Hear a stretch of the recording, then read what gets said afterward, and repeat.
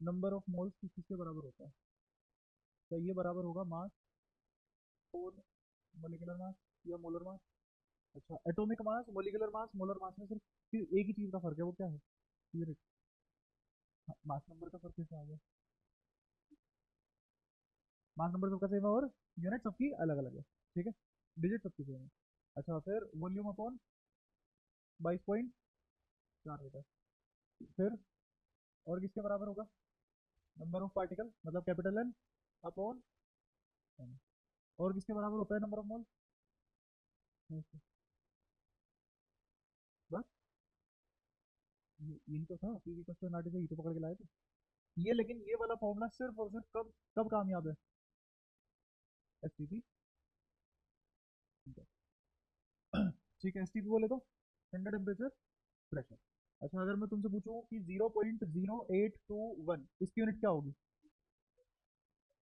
बिल्कुल, atomic litre mole inverse kelvin mole. शाबाश, एकदम अच्छी अच्छी। अच्छा, और अगर मैं 8.314 बोल दूं तो? पास्कल मीटर क्यूब, जिसको जूल बोल देते हैं, मोल इनवर्स केल्विन मोल। ठीक है। अच्छा, ये कभी कभी 22.7 लीटर भी ले सकते हैं, एक्चुअल वैल्यू तो 22.7 ही आएगी, है ना। स्टैंडर्ड टेम्परेचर प्रेशर का मतलब क्या होता है कि हमें किसके हिसाब से लेना है, 273 केल्विन पे लेनी है चीजें, और प्रेशर 1 atm रखना है।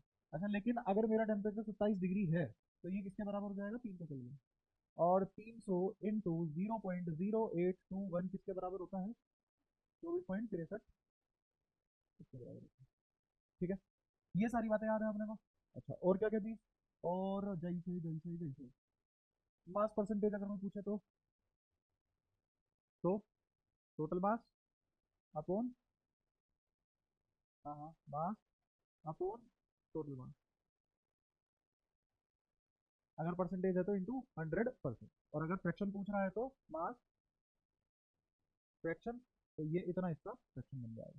ठीक है। अच्छा, मास किसका, जैसे किसी का भी ले लो, वन ले लो, नीचे क्या आ जाएगा? M1 + M2 अप टू दो है तो M1 + M2। ठीक है। ऐसे ही सेम चीज किसके लिए की जा सकती है? मोल्स के लिए। तो यहीं पे ही किसका बन जाएगा ये?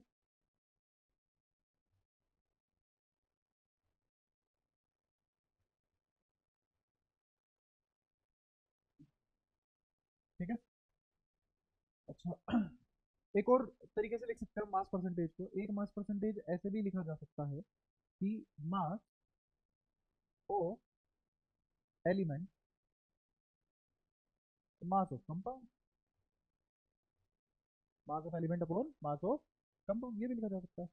ठीक है, एक ही बात है, ये सारी चीजें एक ही बात है ना। अलग अलग नजरिए से देखेंगे, अलग अलग सवाल में अलग अलग तरीके से लगा देंगे। ठीक है। अच्छा, और क्या क्या हल्की हल्की बातें हो सकती है? मास परसेंटेज भी तुम्हें पता ही लग गया। अच्छा, वेपर डेंसिटी एयर की किसके रेस्पेक्ट में? H2 के रेस्पेक्ट में। ठीक है। अच्छा, तो वेपर डेंसिटी किसके बराबर आ जाएगी? मोलर मास अपॉन में T। अच्छा, ये मोलर मास या मोलिकुलर मास? एक ही बात है, फर्क क्या है? अगर ग्राम पर मोल में पढ़ लो तो मोलर मास, है ना।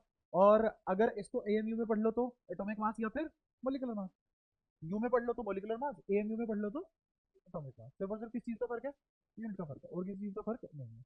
अच्छा, फिर एक और चीज देखी थी हमने, एवरेज मोलिकुलर मास। तो एवरेज मोलिकुलर मास क्या आएगा? टोटल मास अपॉन में टोटल मोल। ठीक है। और वही बिल्कुल एग्जैक्टली जैसा इसने बोला, summation of masses upon summation of mole. एक ही बात है ये भी। अच्छा, इसको एक और चीज, एक और तरीके से लिख सकते हैं, MMI मोलिकुलर मास या molar mass, molar mass into NI। आई कहाँ से कहाँ तक? 1 से लेके N तक, डिवाइडेड बाय, या फिर N की जगह तुम कुछ भी ले लो, पाई ले लो, है ना, पाई तक। और बराबर नीचे NI, आई 1 से लेके अगेन कहाँ तक? फाइव तक। ये क्या बदतमीजी कर दी, ये कुछ नहीं, मैच कर दी, है ना। सिंपल है, कुछ नहीं लिखा मैंने। M1 N1 M2 N2 upon में N1 + N2, ये लिख रखा है। और अप टू कहीं तक भी जाओ, तुम्हारी इच्छा है। तो ये सारी बातें, बस इतनी बातों के ऊपर हमने खेला, दूरी खेला। ठीक है। अगर तुम्हें ये अच्छे से आता है, इसको इसमें अल्टी पल्टी मारनी आती है हर चीज में, तो तुम आराम से खेल जाओगे सारी बातें। ठीक है। अच्छा, यहाँ पे अगर मुझे मास निकालना हुआ तो मोलर मास इंटू एन। यहाँ पे अगर वॉल्यूम निकालना हो 22.4 इंटू एन। यहाँ पे अगर नंबर ऑफ पार्टिकल निकालना हो तो एन इंटू एन। ठीक है, हो गया भाई। आओ फटाफट सवालों का सिलसिला शुरू करते हैं, जो हमने छोड़ा था वो वही चीज स्टार्ट कर रहे हैं।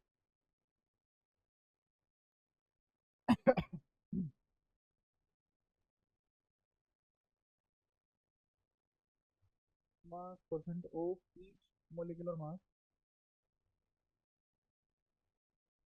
मास परसेंट ऑफ ईच क्यों निकालो। ठीक है, तो मोलर मास 50 है किसका, मिक्सचर का। ठीक है, तुम्हें निकालना है वेट परसेंट। ठीक है,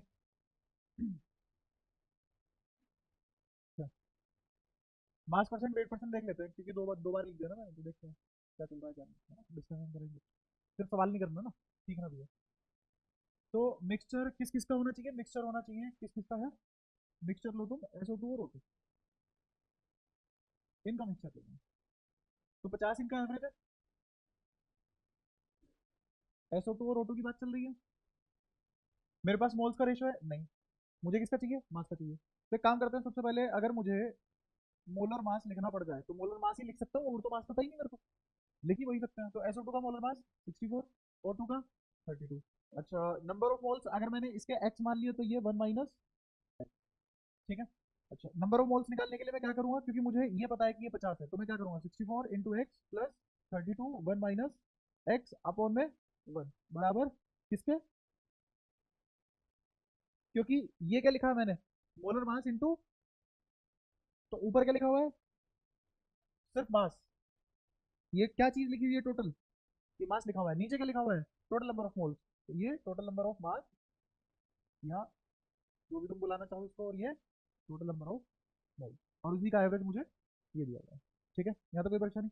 अच्छा, इसको निकालेंगे तो कितना आ जाएगा, 64x प्लस 32 माइनस 32x बराबर 50। सही बात है। 64 माइनस 32 है, 32x बराबर, फिर 50 माइनस 32 इज 18, क्योंकि 32 में 18 जोड़ेंगे 50 आ जाएगा। तो यहाँ से x बराबर 18/32, तो ये आ गया 9/16। तो 1 माइनस एक्स कितना आ जाएगा, 16 में से 9 घटा दो, 7/16। ठीक है, एक दोबारा से टेबल बनाते हैं यही वाली। तो मेरे पास क्या क्या आया, 50 एवरेज मोलर मास था। ठीक है, ये SO2, ये O2, हमने मोलर मास लिखा 64/32। ठीक है, और फिर हमने नंबर ऑफ मोल्स निकाल लिया। नंबर ऑफ मोल्स का रेशो क्या आएगा, 9। 1 माइनस एक्स किसका माना था ना, तो 9 ये आएगा। और एक्स किसको माना था, सही लिखा था, 9 और 7 ये। ठीक है, चेक कर लो एक बार, सही है सारी इन्फॉर्मेशन। ठीक है, अब मुझे क्या निकालना है, मुझे वेट परसेंटेज या मास परसेंटेज ऑफ ईच निकालना है। ठीक है, तो वेट परसेंटेज और मास परसेंटेज में क्या फर्क होगा, कैसे, क्या पता ये मास परसेंटेज पूछ रहा हूँ मोलर मास की, और क्या पता ये वेट परसेंटेज पूछ रहा हूँ टोटल मास की, कुछ भी हो सकता है, ये समझना अनिवार्य है। तो एक तरीका क्या क्या है एवरेज मास निकालने का, देखो molar mass into number of moles, तो मेरे को मास दे देता है, क्या दे देता है, मास। तो अगर मैं 64 इंटू 9 प्लस 32 इंटू 7 लिखूं, तो ये क्या आएगा, मास आएगा, टोटल मास आएगा। और नीचे क्या लिख दूं, 9 + 7, ये तो टोटल नंबर ऑफ मोल्स आएगा ना। तो क्या आ जाएगा, एवरेज मोलर मास, जो कि 50 गिवन है, जो कि 50 गिवन है, तो वो तो नहीं पूछ रहा है। अच्छा, लेकिन अगर मुझे मास परसेंटेज वेट परसेंटेज निकालना है, क्या निकालना, वेट परसेंटेज निकालना है, तो वेट परसेंटेज निकालने के लिए क्या करेंगे, मुझे बताओ इसका टोटल मास कितना आएगा, टोटल मास। हाँ बिल्कुल, 64 इंटू 9, क्या यही टोटल मास होगा, किसका, पहले वाले का, SO2 का। तो मैं निकाल रहा हूँ वेट परसेंटेज ऑफ किसका, SO2 का। और नीचे क्या आ जाएगा, 64 इंटू 9, 32 इंटू 7। अगेन ये चीज निकालते टाइम तुम मोलर मास का इस्तेमाल नहीं करोगे, तुम किसका इस्तेमाल करोगे, मास का। ऊपर में देखो क्या लिखा है, molar mass into number of moles is mass, molar mass into number of moles mass, molar mass into number of moles mass. तो नीचे क्या आ गया, टोटल मास, ऊपर क्या आ गया, मास ऑफ SO2। कोई दिक्कत। अच्छा, एक तो तरीका ये है निकालने का। दूसरा मैं ये भी तो कर सकता था कि मुझे मोलर मास पता है ना इसका, कितना है, 64, और एवरेज कितना है, 50, इसका कितना है, 32। सही है। तो क्यों ना मैं सिर्फ और सिर्फ इसी के हिसाब से खेल जाऊं। ध्यान से देखो मेरा रेशो क्या आया मोल्स का, 9/7 आया, 9/7 आया। पहले एक बार इससे निकालो कहानी, फिर दोबारा तुम इससे निकालोगे कहानी, तो सेम ही आएगी। जैसे अभी मैं क्या चाह रहा हूँ, मैं चाह रहा हूँ कि इसका नंबर ऑफ मोल्स के रेशो में ही मास बनेगा। ठीक है, तो मैं तुमसे कह रहा हूं कि ये आएगा 9, इसका आएगा 9, 9 + 7 क्या हो जाएगा नीचे, बोलो। यही तो आया था, कोई परेशानी? अच्छा, और थोड़ा अच्छे से सीखो इसको। ये 64, 64 क्या है, मोलर मास इनटू, अगर मैंने 9 कर दिया तो क्या आएगा, एक का मास, है ना। अच्छा, और मास किसके बराबर होता है, molar mass into number of mole, into 9 कर दिया, ये किसका मास है, SO2 का मास है। अच्छा, अगर मैं नीचे सिर्फ और सिर्फ 7 से डिवाइड कर दूं, सॉरी 16 से डिवाइड कर दूं, तो अब ये चीज समझानी है मेरे को कि डायरेक्ट इससे बच के डायरेक्ट यहाँ पे क्या, ठीक है, समझ रहा हूँ, ध्यान से सुनना। ये 16 क्या था, टोटल नंबर ऑफ मोल, 16 क्या था टोटल नंबर ऑफ मोल। अच्छा, और ऊपर क्या लिखा हुआ था, ठीक है, अब सुनना ध्यान से, 64 16 में से कितने मोल ले गया, भाषा है पढ़ने की, 64 वाला मोलर मास टोटल में से कितने मोल्स ले गया, 9, तो वही तो उसका एवरेज आएगा। जैसे इसको पहले इसको सोल्व कर लो, तुम्हें यकीन हो जाएगा, नीचे से 32 हटा दो, तो ऊपर क्या आएगा, नीचे क्या बचा, 18/32, और एक्चुअल में 9/16 मोल थी, है ना। तो 16 से इसको काटो, कितना आया, 36, अभी रुके रहो। ऐसे ही मैं वेट परसेंटेज निकालना चाहता हूँ किसका, O2 का, तो इसका कितना आएगा, ऊपर कितना आ जाएगा, 7 × 32, और नीचे कितना आएगा, 64 × 9 + 32 × 7, जैसे इसका लिखा ऐसे इसका लिख दिया, ऊपर किसका लिख दिया, O2 का, और नीचे टोटल लिख दिया। तो इसमें से भी 32 तो हटा ही दो, तो नीचे क्या बचेगा, 7/25, ठीक है, तो यहां से मेरा आंसर कितना आया, 7/25। अच्छा, ऐसे ही इसका निकालो, इस वाले तरीके से निकालो, मुझे बताओ 32 वाले मोलर मास में 16 में से टोटल कितने मोल ले गया, 16 दूनी, आंसर कितना, अच्छा 9/14 की बात चल, सॉरी कितना आया था, 36, 36/14 की बात चल रही है, और यहाँ किसकी बात चल रही है, 18/25/7/25, इसी की तो बात चल रही है, क्या 25 से 25 उड़ गया, यहाँ क्या 36 और 14 है, तो ये कितना, और ये कितना, देखना कोई फर्क है क्या, कहानी मोल्स की नहीं है, कहानी गणित की है ना, बेसिक बात कि रेशो में जब तक मुझे एक्स फैक्टर नहीं पता तो मैं काट पीट के कुछ भी सही नहीं कर सकता, रेशो तो सही नहीं आएगा। तो ये तरीका समझ आया तुम्हें क्या कर रहा हूँ मैं, पक्का। टोटल में से ये मोलर मास कितना मोल लेगा वही तो इसका एवरेज होगा,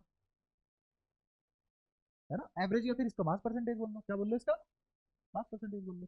तो इसका मास परसेंटेज 36 है, इसका मास परसेंटेज 14% है, 75% इसका 14%, यहाँ से भी कितना आ रहा है, 18/7, इस परसेंटेज को अगर सोल्व करूंगा तो परसेंटेज से परसेंटेज कट जाएगा, नीचे इसमें 36 और 14 है, तो 2 से काट लो इसको, 18/7 मिल जाएगा, क्योंकि रेशो का मतलब सिंपलेस्ट वैल्यू लगाना, यहाँ पे भी रेशो निकालोगे तो सिंपलेस्ट वैल्यू लगाई जाएगी।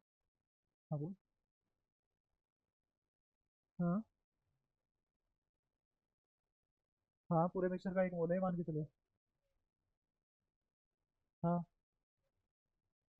हम्म, हम्म, हाँ बिल्कुल, हाँ हाँ बिल्कुल, हाँ हाँ हाँ, मैं समझ गया, तू ये कहना चाह रहा है कि यहाँ पे 36 और 14% 100% क्यों नहीं आ रहा, ये कह रहा है ना। ये जो 36% और 14% है, ये भी एक रेशो ही है परसेंटेज में, एक्चुअल परसेंटेज में, देख यहाँ में किसमें खेला, रेशो में, क्या मैंने एक्चुअल वैल्यू लिखी है, ना, एक्चुअल वैल्यू का ही नहीं मेरे पास, एक्चुअल वैल्यू के लिए मुझे निकालना पड़ेगा, तो यहाँ निकल जाएगा, ठीक है।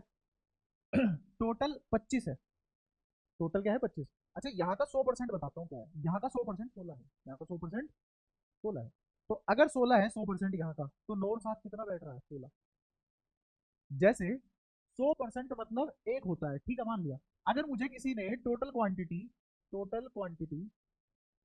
3 दे दी, तो मैं इस 3 को ही तो अपना 100% मानूंगा। आज थोड़ी ना 1 को 100% बोल दूंगा। ऐसे ही यहाँ पे 100% का मतलब क्या है? 16 फैक्टर रिलेट हो रहे हैं, फैक्टर रिलेट हो रहे हैं। तुमने पढ़ा होगा ना ये बचपन में, क्या 100% मतलब ये होता है, 50% मतलब आधा होता है। लेकिन इस दुनिया में तो मेरा 1.5% 50% होता है। 1.5 मतलब 50%। अगर 300% है तो 1.5 50% हो जाएगा। ठीक है। हाँ हाँ, रेशो से ही आया है ये। हाँ ठीक है। यार कोई परेशानी? और बताओ, और कोई दिक्कत? कंफ्यूजन क्लियर ये वाली? पक्का? इसीलिए सवाल दोबारा उठाया ताकि मुझे कंफ्यूजन क्लियर करने को मिल जाए। वरना आज तुम्हारे दिमाग में आया ये।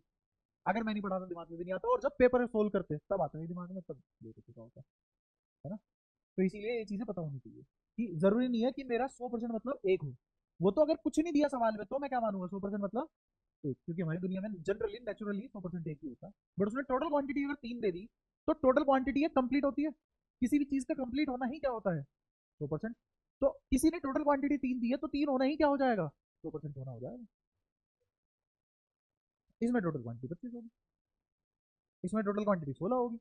ये 16 के हिसाब से खेल रहा है, 25 के हिसाब से खेल रहा है, रिलेटिव फैक्टर तो कट ही जाते हैं, तो इसीलिए रेशो फाइनली क्यों मारा है। यार कोई परेशानी? पक्का? तो अगर इससे भी तुम आंसर निकालोगे, तो नीचे 18/25 ही तो आएगा परसेंटेज में ना? और यहाँ से भी कितना आ रहा है? 18/25। क्यों? क्योंकि 18 और 7 कितना होता है? 25। तो टोटल कितना नीचे? 25, ऊपर कितना? ऊपर कितना? 18। दूसरे वाले का निकालोगे तो 7/25। तो यही तो फॉर्मूला लगा रहा हूँ मैं। कौन सा फॉर्मूला लगा रहा हूँ? Mass of element upon mass of compound. Mass of element upon mass of compound. बताओ करेक्ट है? या फिर इसको ऐसे देख लो, mass of element upon total मास।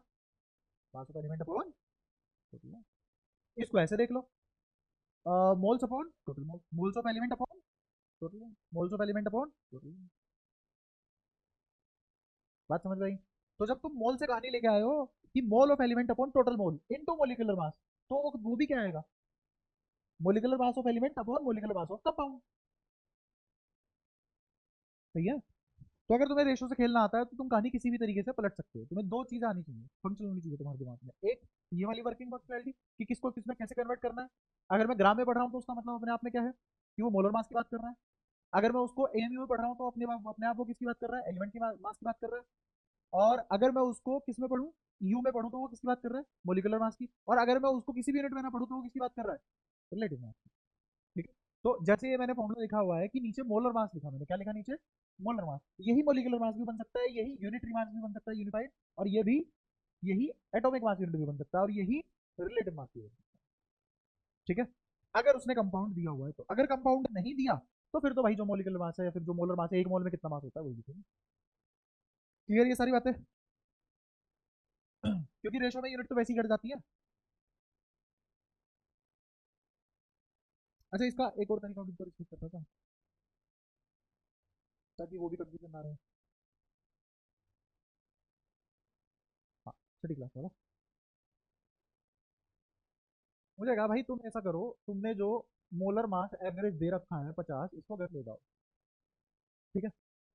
मुझे मोलर मास से मतलब नहीं है, मैं तो एक्चुअल मास लूंगा। एक्चुअल मास मैंने अपनी मर्जी से 100 मान लिया। जरूरी नहीं है तुम 100 मानो, तुम कुछ भी मान लो, तुम एक मान लो, तुम रूट 3 मान लो, आंसर सेम आएगा। मैंने क्या माना? 100 ग्राम। तुम क्या मान सकते हो? रूट 3 भी मान सकते हो। ठीक है। तुम रूट 121.121 भी मान सकते हो, आंसर सेम आएगा। कैलकुलेशन तुम्हारी, कैलकुलेशन आसान पड़ेगी, इसलिए क्या मान लिया? तो तो 100 ग्राम क्या लिया मैंने? मास। क्या लिया? एक्चुअल मास लिया। ये मोलर मास नहीं है, इसकी यूनिट क्या होगी? ग्राम। इसकी यूनिट क्या होगी? ग्राम पर मोल। दोनों अलग अलग है। ठीक है। एक लिया SO2, दूसरा लिया O2। ठीक है। अब मैं एक्चुअल मास की ही बात कर रहा हूँ। किसकी बात कर रहा हूँ? एक्चुअल मास की ही बात कर रहा हूँ। अगर मैंने इसका एक्चुअल मास x ले लिया, तो यहाँ क्या लूंगा? 100 - x, क्योंकि टोटल कितना है? 100। तो क्या आज के दिन 100 ही मेरा 100% है? ठीक है। अच्छा, तो मास के बाद अगर मुझे नंबर ऑफ मोल्स निकालना हो, तो नंबर ऑफ मोल्स किसके बराबर होता है? Mass upon molar mass. Number of moles है, मास कितना है इसका? x। मोलर मास कितना होता है इसका? 64। इधर मास अपॉन मोलर मास। तो मास कितना है इसका? 100 - x। और मोलर मास कितना है इसका? 32। क्या मैंने टोटल मोल्स निकाल दिया? क्या निकाल लिया? Total mass. अब मुझे इसका फॉर्मूला बता दो, ऊपर क्या आता है? टोटल मास, मोलर मास या सिर्फ मास?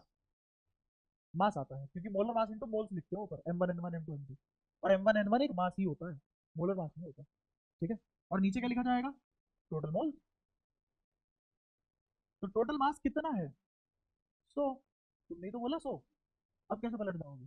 तो टोटल मास 100, और नीचे 100 माइनस बराबर, यहाँ से क्या आ जाएगा? मोल्स का रेशो। और मोल्स का रेशो क्या निकालना? तुम तो सीधा एक्स निकालो, एक्स निकालते क्या आ गया? पाँच आएगा फिर। ठीक है, और परसेंटेज से आंसर तीन आएगा। तो जैसे इसको उधर ट्रांसफर करा, इससे इसे काट लो, कितना? 2। ठीक है, और इस पूरी वैल्यू को उधर ले जाओ, इसको 2 से मल्टीप्लाई कर लो और 2 से डिवाइड कर लो, तो उधर जाएगा 64 कॉमन आ जाएगा, तो इधर लिखा रहेगा 128, क्योंकि 2 से मल्टीप्लाई भी कर दिया मैंने। कर पा रहे हो इतना इमेजिन? और ये लिखा हुआ है x प्लस 200 माइनस 2। अब इसको इधर ले जाओ, उसको उधर ले जाओ, तो 200 में से 128 गए, कितना बचता है? 72। और इधर कितना आ जाएगा ये? अब देखा गया 72, और ये कितना हो जाएगा? 32। तो इसका कितना आ गया? 72, और इसका 28, 32 में से 28। बताओ कोई दिक्कत? अब मुझे परसेंटेज निकालनी है, तो क्या करूंगा? मास हो SO2 अपॉन टोटल मास, निकालो, देखो सेम आएगा। अगर मैं इसको काटूं तो 18 चौक 72, 4 72%, वो तो है ही, पर इनको भी तो दिखा दूं। इसको 4 से काटो तो ऊपर क्या आएगा? 18, और 4 से नीचे काटने पे देखो, यहाँ से निकाल लो या कहीं से निकाल लो, यहाँ से 8 बटा 25, 8 बटा 25, कोई परेशानी? अच्छा, दूसरे वाले का क्या आ जाएगा? 28/100। तो 4 से इसको काटोगे 7, 4 से इसको काटोगे, जो यहाँ पे फैक्टर था एक्चुअल वाला 72 और 28 वाला, वो 4 की वजह से था। मैं कह रहा हूँ ऊपर नीचे 4 से मल्टीप्लाई कर दो, 72/100 और 28/100 आ जाएगा। रेशो में तो कट ही जाता वो 4, यहाँ भी कटा जाएगा। क्लियर हुआ? तो यहाँ पे भी मास का रेशो कितना आ रहा है मेरा? 18। क्या ये तुरंत आंसर नहीं दे रहा? जो तरीका तुम्हें पसंद आए, जो तुम्हारे दिमाग को भाए, और जो तुम्हें आंसर तक जल्दी से जल्दी पहुंचाए, वो अपना तरीके से है। ठीक है, कोई परेशानी, कोई कंफ्यूजन? अगेन मोल्स पढ़ते पढ़ते हम बीच बीच में क्या पढ़ने लग जाते हैं, छठी क्लास की मैथ काम कर रही है, हेल्पफुल है।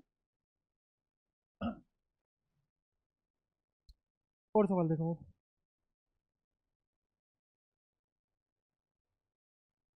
ये तुम कर ही लोगे। मास परसेंटेज ऑफ H2O पूछा है दादा ने, निकाल दो फटाफट। ऊपर क्या लिख दूं? 36। अरे H2O का मास 36 ही तो होगा। इस पूरे मॉलिक्यूल में पानी ने कितना मास घेर लिया है? 36। और पूरे मॉलिक्यूल का कितना मास है? 36, तो यही हो गया। आयरन कितना? 56। और ये कितना? 64, और 32 96। 96 और 56, 9 और 5 13, 142, 152। हाँ, 152, 152, क्योंकि 9 और 5 14 होता है, 152, और फिर कितना? अब एक काम करो, 152 आ गया ना, उसमें 18 जोड़ो। 152 में 18 जोड़ दिए, कितना बन गया? 170। फिर उसमें एक बार और 18 जोड़ दो, कितना बन गया? 180। जोड़ने का तरीका है, जैसे आसान लगे वैसे जोड़ो। मैं 36 जोड़ने के बजाय पहले 18 जोड़ दिया, क्योंकि मुझे पता है 2 आ रहा है, 8 जुड़ती है 10 दे देगा। ठीक है, इंटू क्या? नहीं, 36, ये 32 कहाँ जोड़ा हमने? 32 नहीं, 36, 36 कहाँ जोड़ा? देख अब दोबारा, 56 और 96, तो 9 और 5 14, और 12 152। क्या? नहीं समझ आया? दोबारा सुन लो, क्योंकि जब तक रिस्पॉन्ड नहीं करोगे मुझे नहीं आएगा, तुम्हें भी ना समझ आएगा। 56 और 96, तो मैं क्या जोड़ रहा हूँ? 90 और 50, तो 9 और 5 14, 140। कितना बचा? 6 और 6 12, तो कितना जोड़ दिया आपने? 12 किसमें? 140 में। 140 और 12 152, 152 में 18 जोड़ा मैंने, 36 की बजाय क्या जोड़ा? एक और 18 बाद में जोड़ लूंगा, 18 जोड़ते कितना हो गया? 170 हो गया। 170 में 18 जोड़ दी 180। ये तो फटाफट होना चाहिए दिमाग में। इसको काट पीट के निकाल लोगे आंसर, इससे आगे नहीं कर रहा हूँ, इससे आगे तुम करना। ऐसे प्यारे प्यारे होमवर्क तुम्हारे।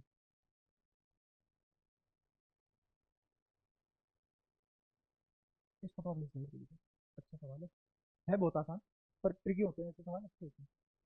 ऑक्साइड ऑफ एस मतलब sulphur, 66.6% sulphur, it's molecular formula ये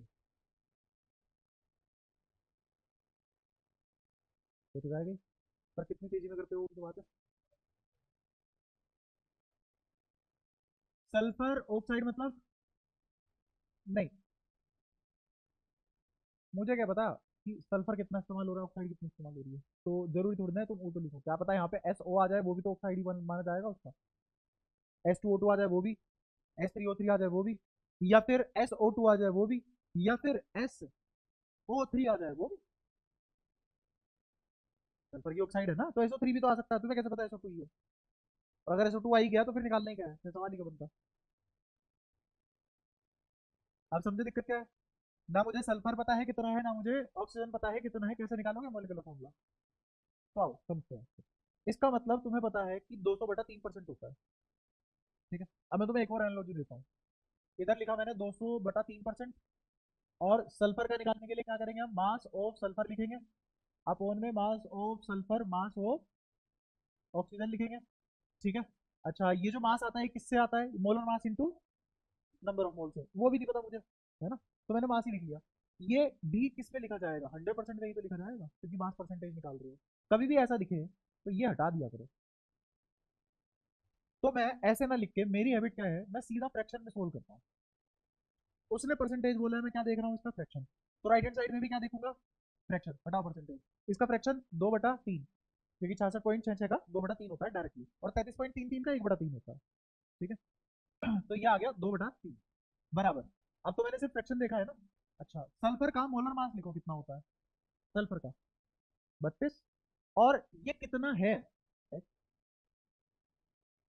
डिवाइडेड बाय, अच्छा सल्फर नीचे तो 32x ही आएगा, तो ये क्या लिखा हुआ है, मास ऑफ सल्फर, ऊपर क्या लिखा हुआ है, मास ऑफ सल्फर, और नीचे किसका और ऐड कर दो, मास ऑफ ऑक्सीजन और ऐड कर दो। तो क्या नीचे लिख दिया मैंने टोटल मास, नीचे क्या लिख दिया, टोटल मास, और ऊपर क्या लिख दिया, मास ऑफ सल्फर, क्या यही मास परसेंटेज आती है, और परसेंटेज की बजाय मैं क्या देख रहा हूँ, फ्रैक्शन, बात तो वही पड़ेगी, तो इसको समझा लो। तो यहाँ से टाइम इसको काट लो, ये आ जाएगा 16, 16 × 3 = 48, 48x माइनस 32x बराबर 16 भाई, समझ आया क्या लिख दिया, तो x बराबर वाई आ गया, इसका मतलब x बाय वाई, 1/1, 2/2, 3/3, ऐसे करके चलिए। तो मेरे पास एलिमेंट कुछ भी आ सकता है, मेरे पास एस ओ भी आ सकता है, S2O2 भी आ सकता है, S3O3 भी आ सकता है, S4O4 भी आ सकता है, बट केमिस्ट्री की दुनिया में इनमें से कुछ भी पॉसिबल नहीं है, सिर्फ ये आज भी पॉसिबल है, इसलिए SO2 आंसर नहीं है, S2O2 आंसर है। ये मुझे रेशो बताना है, ठीक है। तो ये बना इसका मोलिकुलर। इसका तुम रीजन पढ़ोगे क्यों पॉसिबल नहीं है, इसका रीजन है इलेक्ट्रोनेगेटिव, दोनों इलेक्ट्रोनेगेटिव आदमी है, लेकिन ऑक्सीजन उतना इलेक्ट्रोनेगेटिव नहीं है जितना क्लोरीन है, और सल्फर की तो इलेक्ट्रोनेगेटिविटी इनके सामने तो ना के बराबर है, ठीक है। ये ऑक्सीजन 3 बॉन्ड बना सकता है क्या, फिर भी कैसे सोचो? ठीक है, तो ये क्यों एग्जिस्ट नहीं करते, क्यों एग्जिस्ट करते हैं, ये सब तुम सीखोगे केमिकल में, ये सब कहाँ सीखेंगे हम, इसीलिए वो चैप्टर बहुत ही तो ज्यादा इंपॉर्टेंट है पूरी साइंस में, ठीक है। ये सवाल समझ आता है, इस तरीके से करना होता है, कई बार आईक्यू काम में आता है। एक और देखो,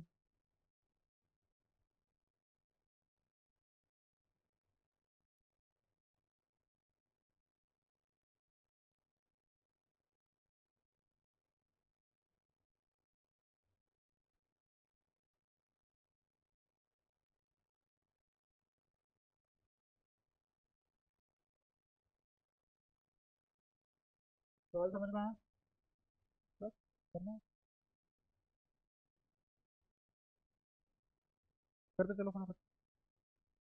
इंसुलिन, कितना इंसुलिन में कितना परसेंटेज है, सल्फर 32.2% है, और उसने क्या पूछा है कि मिनिमम मोलर मास निकालना है इंसुलिन का, इंसुलिन का मिनिमम मोलर मास निकालना है। अब इंसुलिन का तुम्हें क्या चाहिए, फॉर्मूला चाहिए, है ना, जो कि मैंने नहीं दिया, है ना, तो इसका मतलब बिना उसके सवाल ये हो जाएगा, है ना, हो जाएगा।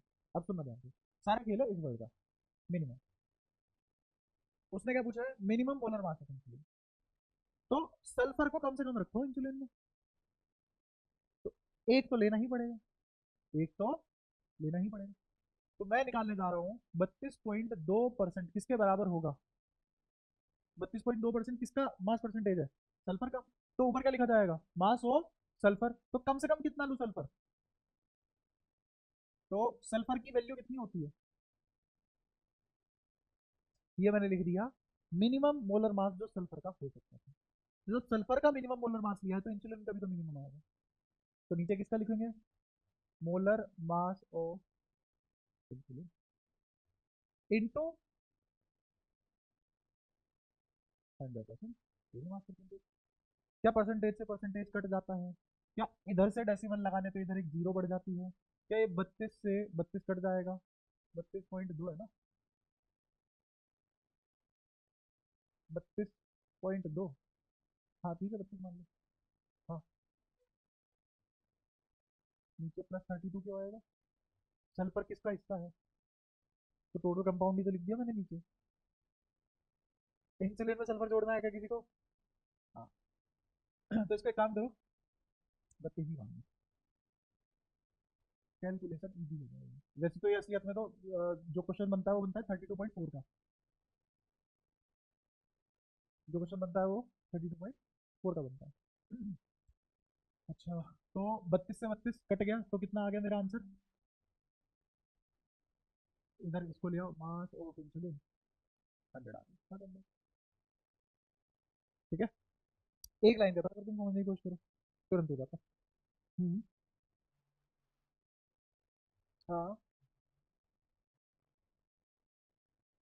इंसुलिन में। हाँ, और भी बहुत सारी चीजें होंगी। हाँ बिल्कुल। हाँ, बाकी चीज हमें माननी पड़ेगी ना। अच्छा, तुझे उसने कंपाउंड फॉर्मूला नहीं दिया तो तू तो ये लिख के आएगा सवाल आउट ऑफ सिलेबस बाहर से आ गया। तो तू क्या मान के चलेगा सवाल करने के लिए? देख, वही दो तरीके के इंसान होते हैं, एक जो सोल्यूशन ढूंढते हैं और एक जो बहाने मारते हैं सोल्यूशन ना निकालने का, है ना? तो यहाँ से उसी मेंटेलिटी का पता लगता है। ये सवाल इसीलिए होते हैं एग्जामिनेशन में। एग्जाम तुम्हारा सिर्फ और सिर्फ ये नहीं पता करता कि तुम कितने पढ़े लिखे हो, वो ये चेक करता है कि तुम में बुद्धि कितनी है, तुम लाइफ में कैसे सर्वाइव करोगे। जैसे केमिस्ट्री दोनों के लिए इंपॉर्टेंट है, नीट के लिए भी और जे के लिए भी। और कोई इंजीनियर आगे चल के जरूरी है केमिस्ट्री पढ़े? नहीं। बट उसमें इतनी बुद्धि होनी चाहिए कि जो सब्जेक्ट उसको पसंद नहीं है उसके साथ कैसे डील कर पा रहा है वो, या फिर जो सब्जेक्ट उसे नहीं भी आता उसके साथ कैसे डील कर पा रहा है, क्या वो उसके थ्रू खेल जा रहा है लाइफ में। तो आगे सिचुएशन ऐसी आएगी कि उसके पास ऐसी परिस्थितियां या फिर वो रिसोर्सेज होंगे जो उसके किसी मतलब के नहीं है, बट उनको कैसे यूजफुल बना के वो अपनी लाइफ सर्वाइव कर सकता है ना?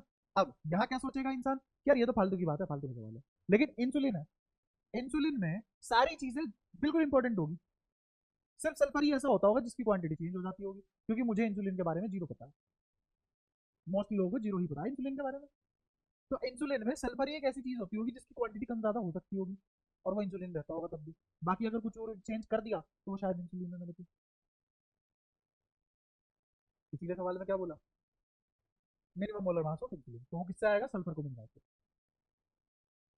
और वो कैसे होगा? सल्फर का सिर्फ एक मूल्य, एक मोल इंसुलिन के अंदर सल्फर का सिर्फ एक मूल्य। इसका मतलब इंसुलिन के एक कंपाउंड में सिर्फ एक सल्फर का आइटम है। इसको एएमयू पढ़ोगे तो यही क्या बन जाएगा? Atomic mass. और इसी को अगर ग्राम पर मोल में पढ़ लोगे तो क्या बन जाएगा?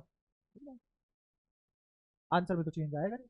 चाहे तुम इंसुलिन का एक मोलिक्यूल ले लो, चाहे एक मोल इंसुलिन ले लो। एक मोल इंसुलिन लोगे सिर्फ एक मोल कर देना। एक कंपाउंड या फिर एक मोलिक्यूल ऑफ इंसुलिन लोगे तो एक एटम इंसुलिन रख देना। वो बाई रिलेट चीज है, तो उससे बड़ा पता चला जाएगा। अब इसको कोई भी होशियार चंद कैसे सोचेगा? वैसे सवाल में 3.2 था, आप देखा मैंने स्कूल में 3.2, 3.2 तो ये कितना आ जाएगा आंसर? 1000। तो ये आ जाएगा 1000 ग्राम पर। ठीक है, क्वेश्चन में 3.2 दिया होगा, मैंने 32.2 गलत लिख दिया। और असली में क्वेश्चन बनता है वो 3.4 के हिसाब से बनता है। 3.4 के हिसाब से सोल्व करोगे तो 946 कुछ आंसर आता है। ठीक है, तो अगेन कैलकुलेशन में माथा खराब नहीं कर रहा हूँ। अब इस सवाल को तुम कैसे सोचते हो? अगर मैं ये सब चीजें छुपा लूँ, ये छुपा लिया मैंने, मान लो है ही नहीं यहाँ पे, ठीक है? तो वैसे सवाल मौखिक होते हैं कैसे? 3.2 परसेंटेज बाई परसेंटेज है, ठीक है? परसेंटेज मतलब 1/100 होता है, पॉइंट हटाओ तो 1/1000। तो 1000 में 32 सल्फर है और वही उसकी मिनिमम वैल्यू है, तो इसका मतलब 1000 इंसुलिन लेना पड़ेगा।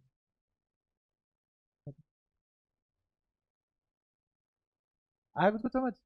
दोबारा देखो, 3.2% सल्फर है, परसेंट मतलब 1/100, पॉइंट हटाओगे तो 1/1000।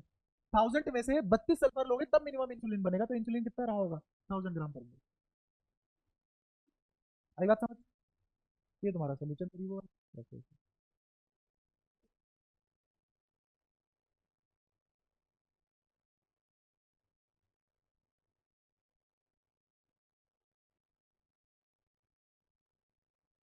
देखते हैं, मैं सवाल पहले लिखता हूँ या फोन बजना बंद होता है।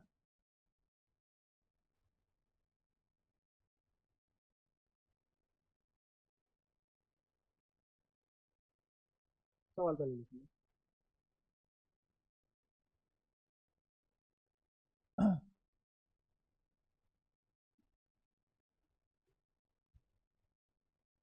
नहीं नहीं, 40% ऑक्सीजन। ऑक्सीजन। 40% होता होगा, है जल्दबाजी में, ठीक है। बताओ इसको कैसे करोगे। ऑक्साइड ऑफ आयरन मतलब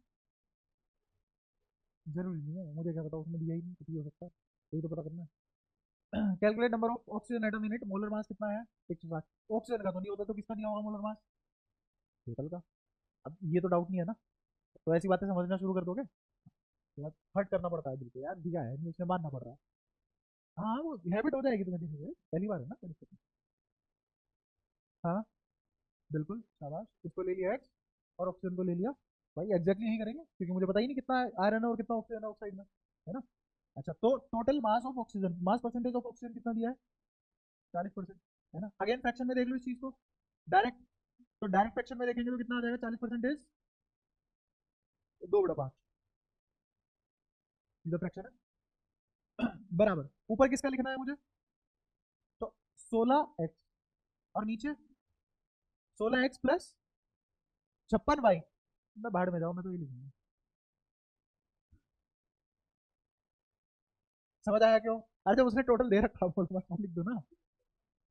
हाँ पूरे ऑक्साइड का मोलर मास दिया हुआ है उसने, तो जो तुम लिख रहे हो, क्या लिख रहे हो तुम, 16 सॉरी 56x प्लस 16y, वही क्या है 160, लिख दो न्यूमरेटर में। ठीक है, तो 16 से इसको काटोगे कितना आएगा, 10, 10 और ये कितना, 2, और 2 दूनी भैया के 4 आइटम है। अब तुम बोलोगे तो 4 बोलता, 4 आइटम कैसे, हाँ, मॉलिक्यूल में कितने आइटम है, 4।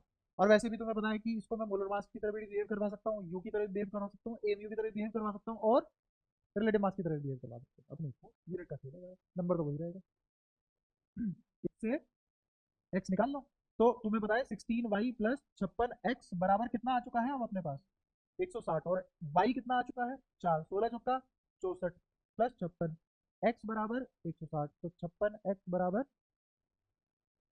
160 माइनस 64, तो x बराबर जो भी इसका आएगा, तो घटा लो कितना, 96 आएगा, बटा ये था, परसेंटेज में निकालना है, इंटू 100% कर देना। ठीक है, तो अगर परसेंटेज में निकालना हो इंटू, तो तुम्हारा iron as a percentage of mass आ जाएगा, एक्स आ गया खाली। हाँ ऐसे बिहेव करवा ले इसको कि एक मोल के हिसाब से, अगर तू परसेंटेज नहीं लगा रहा, मोल के हिसाब से करवा ले। हाँ, और जितने मोल है उसको उससे मल्टीप्लाई कर लेगा 56 से, तो क्या रहेगा उसका मोल मास आ जाएगा अलग से। हाँ, और मास निकालना हो तो सीधा देख, मोल टोटल का मोल मास कितना है 160, उसमें से ऑक्सीजन कितना टपक गया 4, 16 चौका 64, 160 में से 64 घटा दे, तो जो 160 में से 64 घटा के आया था 96, यही क्या होगा आयरन का, तो आयरन एक हाँ बता बता, एक मॉलिक्यूल के आयरन में कितने एटम होते हैं मतलब। हम्म, हम्म, हाँ तो वो तो मैंने तुम्हें पढ़ा ही था कि जो मोल का रेशो होता है वही एटम का रेशो होता है। हम्म, अगर मैं 1 मोल SO2 लेता हूँ, 2 मोल ऑक्सीजन के 1 मोल सल्फर का, और अगर मैं एक मॉलिक्यूल ऑफ SO2 लेता हूँ, तो एक एटम सल्फर का और 2 एटम ऑक्सीजन की, बात तो वही पड़ी, न्यूमेरिक वैल्यू सेम रहती है बिल्कुल। हाँ, नहीं टुकड़ों में नहीं आएगा, फ्रैक्शन में आएगा, एटम फ्रैक्शन में नहीं आएगा, बट वो इसका मतलब ये है कि जो हम निकाल रहे हैं वो इंटीग्रल क्लोजेस्ट वैल्यू निकाल रहे हैं, यहाँ पे भी इंटीग्रल क्लोजेस्ट वैल्यू निकालेंगे, क्योंकि मुझे एग्जैक्ट नहीं पता, ये चीजें एग्जैक्ट थोड़ी लिखी है मैंने, क्वेश्चन में भी और डेटा में भी एग्जैक्ट थोड़ी लिखी है। अगर एक्चुअल में मेरे से पूछा जाए तो ऑक्सीजन में 16.12 होता है उसका एक्चुअल, तो हम 16 लेते हैं अब, इसलिए वो लिखा है। इसीलिए हम किस में डील करते हैं, क्लोजेस्ट फ्रैक्शन, सॉरी फ्रैक्शन को क्लोजेस्ट इंटीजर में कन्वर्ट करके डील करते हैं। ठीक है, जो भी फ्रैक्शन आएगा गंदा सा उसको क्या लिख लेंगे, उसके क्लोजेस्ट इंटीजर की फॉर्म में लिख लेंगे। हाँ, Fe2O4 होता है, और Fe2O4 आ गया, तो पूरा का पूरा कंपाउंड क्या है Fe2, और वो तुम्हें अपने आप दे देगा एक के साथ। ठीक है, 112, 64, तो 160 से फालतू आएगा। लेकिन वो क्यों आ रहा है? क्योंकि तुमने 56 लिया है और उसका 16 लिया है। एग्जैक्टली क्या होगा? एक 16.12 होगा और आयरन का कुछ और होगा। तो जब बिल्कुल एग्जैक्ट कैलकुलेशन करोगे तो मास भी एग्जैक्ट, और ये कौन सा मोलर मास बिल्कुल एग्जैक्ट दे रहा है यार, इसने भी 160 पता है इसलिए दिया है, ताकि ये कैलकुलेशन 16 से 160 कर जाए। हाँ, क्योंकि वो तुमसे वाई नहीं निकलवा रहा है, सॉरी एक्स नहीं निकलवा रहा है, तो एक्स ना निकलवाने के चक्कर में उसने क्या कर दिया, ये वैल्यू ऐसी ले ली कि 16 से कट जाए आसान। ठीक है, तो वो एक्चुअल में नहीं खेल रहा है, वो सिर्फ और सिर्फ क्या कर रहा है, तुमसे चीजें निकलवाना चाह रहा है, तुम्हें आती है कि नहीं। कैलकुलेशन इजी रख दी। ठीक है, ऑब्वियसली क्वेश्चन में इसका प्रैक्टिकली से कोई लेना देना नहीं।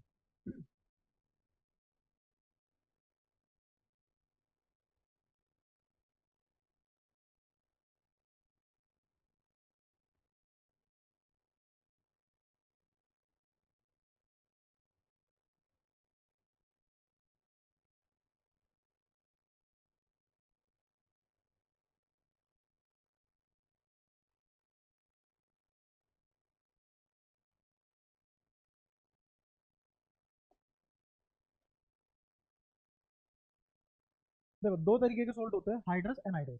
Hydrous anhydrous. कोऑर्डिनेशन कंपाउंड तो पढ़ा ही रखा है तुमने, थोड़ा बहुत तो तूने भी पढ़ा रखा होगा। ठीक है। तो कोऑर्डिनेशन कंपाउंड में क्या होता है, ऐसी कोई भी एक आयनाइजेशन स्फीयर होगा और एक कोऑर्डिनेशन स्फीयर, ये हो गया कोऑर्डिनेशन स्फीयर और ये हो गया आयनाइजेशन स्फीयर।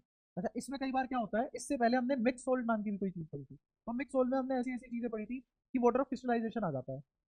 वाटर ऑफ किसके साथ? नॉर्मल सोल्ट के साथ। किसके साथ? नॉर्मल सोल्ट के साथ। तो नॉर्मल सोल्ट मतलब सिंपल सोल्ट, और सिंपल सोल्ट जैसे MgCl2। तो ये पूरा का पूरा कंपाउंड फिलहाल इसको बोलेंगे हाइड्रेटेड सोल्ट। क्या बोलेंगे? ठीक है, और अगर मैं इसमें से ये हटा दूं, रिमूव, तो ये क्या बन जाएगा, सिर्फ MgCl2, और अब इसको क्या बोलेंगे, एनहाइड्रस सोल्ट। और इसको वाटर ऑफ हाइड्रेशन या वाटर ऑफ क्रिस्टलाइजेशन बोलते हैं। वाटर ऑफ हाइड्रेशन या फिर क्रिस्टलाइजेशन, ये तो पढ़ोगे तुम डिटेल में आगे चल के। ठीक है। अच्छा, मैंने तुरंत क्यों बना दिया MgCl2, तो ऐसे देखो कि Mg पे +2 होती है और Cl पे -1 होता है। अरे तुम बचपन से जानते हो क्रिस क्रॉस, रीजन क्या होता है, रीजन पूछ लूंगा तो फिर दिक्कत हो जाएगी, है ना। तो Mg है और Cl। वैसे किसी को पता है क्रिस क्रॉस क्या क्यों करते हैं, क्या होता है, मतलब क्या है? तो तो ये क्या डिनोट कर रहा है कि इसको इसकी इलेक्ट्रॉन की पूर्ति करवाने के लिए दो क्लोरीन चाहिए, और दो क्लोरीन के पास मिला के दो इलेक्ट्रॉन फ्री होंगे, फालतू होंगे, क्योंकि एक -1 का मतलब एक इलेक्ट्रॉन फालतू, +2 का मतलब दो इलेक्ट्रॉन की कमी, तो दो क्लोरीन चाहिए ना कमी पूरी करने के लिए, ये मतलब होता है। अगर तुम ऐसे नेचुरली चीजें समझने लग जाओ क्रिस्टोस की जरूरत क्या है, फिर तुम ये सब नहीं करोगे फालतू में, +2 -2, फिर सीधा क्या लिखोगे, Mg। हाँ। क्योंकि मुझे पता है उसकी तो नेचुरल स्टेट ही वही है, क्लोरीन की भी। ये तो ऑक्सीजन बदतमीजी करता है ना, क्लोरीन के पास तो -1 ही होता है, ऑक्सीजन -2 भी ले सकता है, क्लोरीन नहीं ले सकता, ऐसे होता है। और ऑब्वियसली ऑक्सीजन ज्यादा इलेक्ट्रोनेगेटिव होता है क्लोरीन से, रीजन ही यही है, chlorine on the top of the table बैठा है, तभी आदमी लोग, है ना। अच्छा, लेकिन मुझे ये नहीं पता पानी कितना जुड़ा, मुझे नहीं पता, कहीं से मुझे एक्स पता लग जाए तो मेरा सवाल हो जाए, तो मेरा फॉर्मूला आ जाए। सही है, कोई परेशानी यहाँ तक? तो आओ कैसे करेंगे, देखो, ये तो होगी तुम्हारी जी के फालतू की जनरल नॉलेज। देखो, उसने 53.2% दिया है, किसका? क्लोराइड ऑफ Mg है, हाइड्रेटेड क्लोराइड। तो हाइड्रेटेड क्लोराइड बोले तो ये 53, हाँ पानी ही दिया हुआ है, तो इसका मतलब 53.2% इज वाटर। तो कितना लिखा जाएगा ऊपर, 18 into divided by total molecule. Total molecule का देखो, इस MgCl2 का, इसका 24, इसका 35.5, एक का, तो टोटल 71 हो गया। तो 71 + 24, तो 7 और 20, 70 और 20, 90, 90 और 5, 95, तो नीचे क्या लिखा जाएगा, 95 प्लस 18 है, क्योंकि एक मॉलिक्यूल का H2O का कितना होता है, 18, और वो भी इसमें जोड़ देंगे तो नीचे आ गया टोटल, और इंटू 100, परसेंटेज से परसेंटेज तुमने याद रहा, अगर तुम्हें फ्रैक्शन पता होता 53.2 का तो डायरेक्ट फ्रैक्शन लिखते। मुझे भी नहीं पता 53.2 का फ्रैक्शन क्या होता, तो मैं क्यों लिखूं, इसलिए परसेंटेज। ठीक है, अब सुनना ध्यान से, वही वाली बात जो मैंने बोला था कि कोई भी फ्रैक्शन को इंटीजर क्लोजेस्ट इंटीजर में कन्वर्ट करना, है ना, वो केमिस्ट्री की आर्ट है ना, कैलकुलेशन का कोड।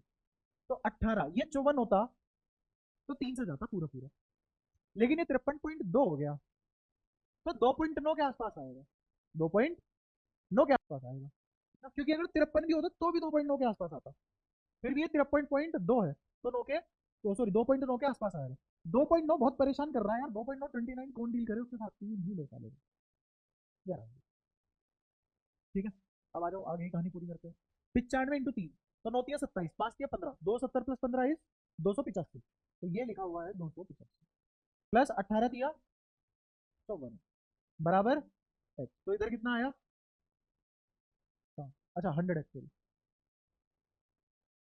इसको उधर भेज दो, कितना आया, 100 में से 54 घटाए तो कितना बचा, 46x, 285। अब सुनना जानती, अगर ये 280 होता और ये 40 होता तो ये 28 होता और 4 होता, सुनते रहे ना, ये 28 होता और ये 4 होता, तो 4 से इसको काटते कितना आता, 7 आता। बट क्योंकि ये 40 नहीं है, क्योंकि ये 40 से ज्यादा है, तो मेरा आंसर x से, सॉरी 7 से छोटा आएगा, मेरा आंसर 7 से छोटा आएगा। 7 से छोटा क्लोजेस्ट इंटीजर इज, तो आंसर आ गया MgCl2 6H2, और यहाँ पे असलियत में 6 ही होता है।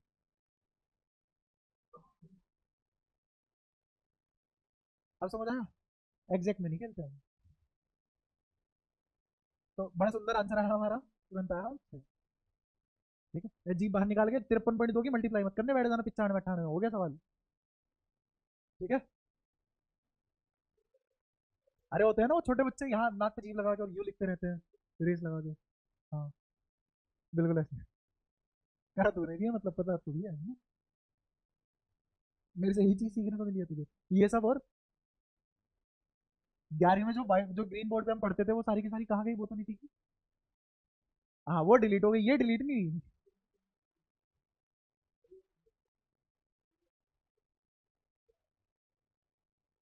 मेरे फोन में एक बार को फिर भी बच गई थी, वो तो फोन उठ गया,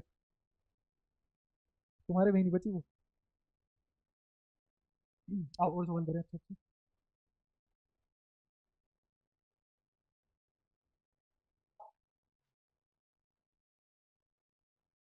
तुम करवाओ ना साथ के साथ, ऐसे तुम लेके बैठ जाओगे, टाइम ही वेस्ट होगा। बता देंगे भाई, बता देंगे।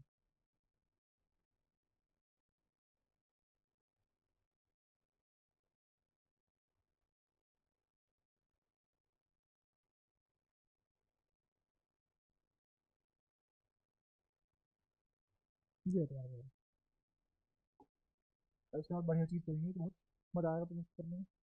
पहले वाला सवाल करते हैं। इसका पूछ रहा हूँ ना तो, इसका 67.3 कुछ ऐसी होता है आपका। अब पिछली क्लास में तो बोल रहे थे ना, मरकरी, मरकरी का भाई 208 ही होता है, सॉरी मरकरी का 200 होता है और लेड का 208 ही होता है। हाँ, फिर भी होता है। मैं भी देखो यार, मेरे को क्यों याद है,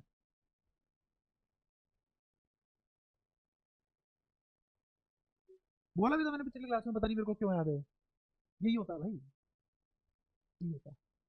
गलत करवा दिया आपने पिछली क्लास। हाँ तो बताओ कैसे करोगे, सवाल समझ आया पहले तो।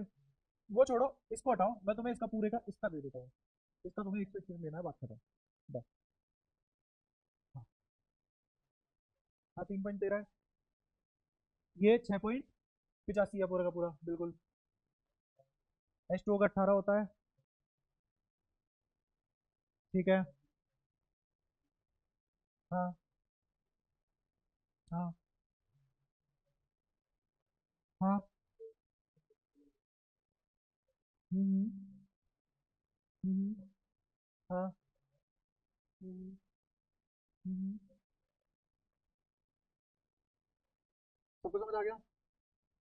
और भी छोटा करने के लिए तुम सीधा सीधा डायरेक्ट क्या फेल सकते हो, मुझे पता है कि 3.13 कौन आदमी है, ये तो 3.13 है, तो हटाओ इसको, 6.85 में से 3.13 घटाओ, कितना बचा, 6 में से 3 का 3, 85 में से 13 क्या, 85 में से 15 घटाओ, कितना हो गया, 70 हो गया ना। और 70 में 2 जोड़ दो, 72। तो मेरे पास कितना आ गया, 3.72। ये कौन है, एनहाइड्रस। अरे वाटर है ये, कौन है ये, वाटर है। वाटर का टोटल मास आ गया। मॉलिक्यूल का टोटल मास कितना है, क्या ये परसेंटेज वाटर आ गया, क्या लिख दिया मैंने, तो वाटर परसेंटेज बराबर। बताइए तो मैं क्या करने वाला हूँ, ऊपर क्या लिखूंगा, x into 18, x into divided by 121 plus, क्या एक्स आ गया ये लाइन में, इंटू 100%। इसकी धरपकड़ होली, पॉइंट से पॉइंट, वंदे मातरम। अब यहाँ पे भी कैलकुलेशन कैसे करेंगे, ध्यान सुनना। ये 372 है, 685 है, 350 को 680 से काटना है, तो 350 700 के आसपास होता है दुगना। समझ तो रहे हो ना। 2 से कम होगा, हो गए 1.9 के आसपास, बट कौन करे 19 से बार बार मल्टीप्लाई। तो इसको इससे मल्टीप्लाई करो, 18 दूनी 36 एक्स, ये इधर आ जाएगा 121 प्लस 18 दूनी 36 होता है, तो 18 एक्स बराबर, मुझे बताया यहाँ एक्स 18 से कितनी बार कटता है, 180, 121। तो ऐसे करो कि 20 ये है और 120 ये है, तो 20 से 120 कितनी बार जाता है, 6 बार। तो ये भी तो अप्रोक्सीमेट कितना क्या आता है,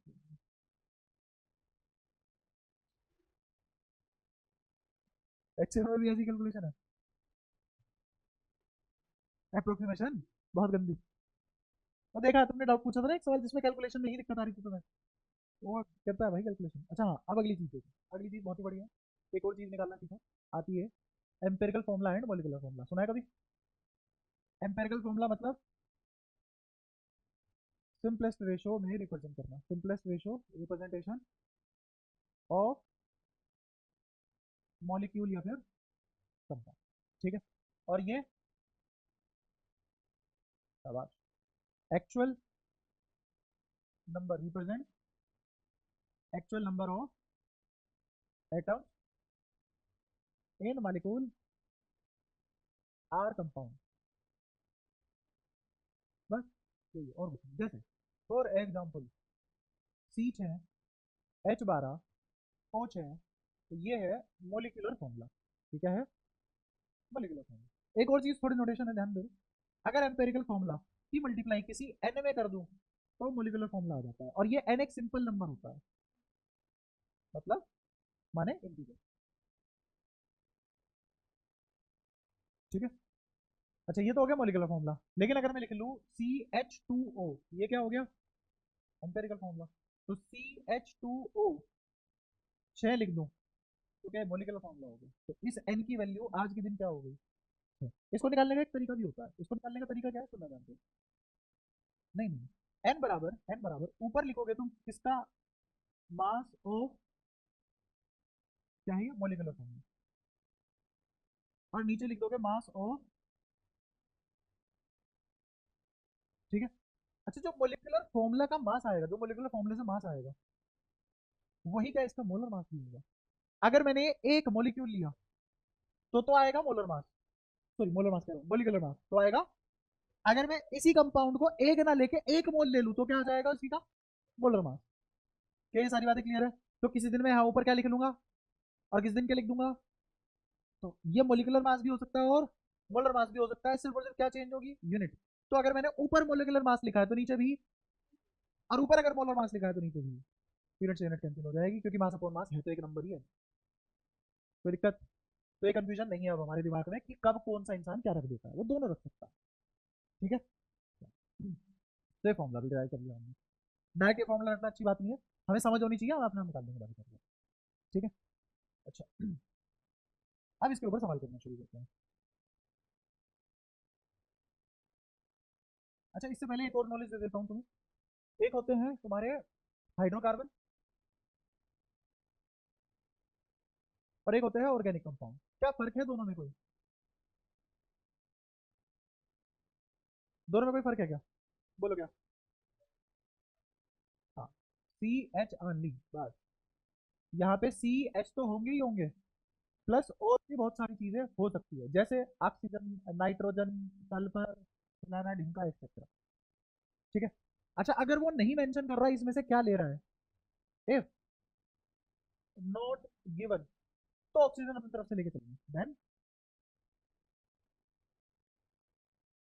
बाद में ऑक्सीजन की कंसेंट्रेशन जीरो आ जाए, बाद में ऑक्सीजन के मोल जीरो आ जाए, बाद में ऑक्सीजन का एटॉमिक नंबर जीरो आ जाए, तो इसका मतलब हमने गलत माना, ऑक्सीजन थी ही नहीं। बट अगर होती तो गलत हो जाता ना। तो हम क्या चलेंगे, लेके पॉसिबिलिटी चलेंगे ऑक्सीजन की भी। अगर उसने इसमें से कुछ भी नहीं दिया तो क्या मानेंगे हम, ऑक्सीजन लेके चलेंगे अपनी मर्जी। क्लियर हुआ। अगर ऑक्सीजन नहीं होगी तो अपने आप जीरो आ जाएगी। ठीक है। और कोई अपनी मर्जी से मान सकता हूँ क्या, नहीं, सिर्फ ऑक्सीजन अपनी मर्जी से मानेंगे। बाकी नाइट्रोजन सल्फर वो अपने मुंह से कहेगा, सके मुंह से कहेगा तो ठीक है, वरना कोई दिक्कत नहीं है। हमें पराए मुंह से भी कोई दिक्कत नहीं, हम नहीं मानेंगे उसकी बात। ठीक है। हाँ, कह रहे हैं। वो जो लिखता है ना, वो तुम्हें मुंह से ही बोल के बता रहा होता है, क्योंकि जब तुम पढ़ते हो तो तुम ऐसे ही तो पढ़ते हो कि हाँ कोई तो बोल रहा है। नहीं, कंसंट्रेशन नहीं होती है तुम्हारी। हम तो ऐसे ही पढ़ते हैं यार, जैसे मैं ही खुद को बोल के बता रहा हूँ कि ये लिखा हुआ है, ऐसे ही पढ़ती है ना। चलो, अब यही तो लिखित की पावर होती है, इसीलिए रिटर्न चीज ज्यादा पावरफुल होती है मौखिक के, इन कंपैरिजन टू मौखिक। रिटर्न क्या है उसका, कि जब मैंने बोला तो डायरेक्टली तुमने इमेजिन कर लिया, है ना। रिटर्न की पावर क्या है, कि जब मैं लिख रहा हूँ तो जो मैं बोलना चाह रहा था वो तुमने खुद को बोल के बता दिया। तो मैं तुम्हें फोर्स कर रहा हूँ तुम्हें वो बताने को जो मैं तुम्हें बताना चाह रहा था तुम्हें खुद से। खैर, आप तो बात कहाँ इन चक्कर में पड़ रहे हो। हाँ, वो समझ गया था मैं, ऐसे अभी इस फिलोसफी लेवल पे पहुंचे नहीं है। नहीं, पहुंचना भी चाहिए हर इंसान को।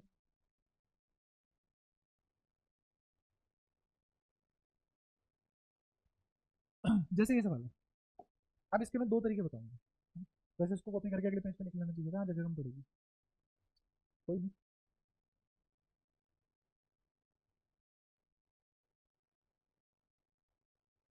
दिख रहा है।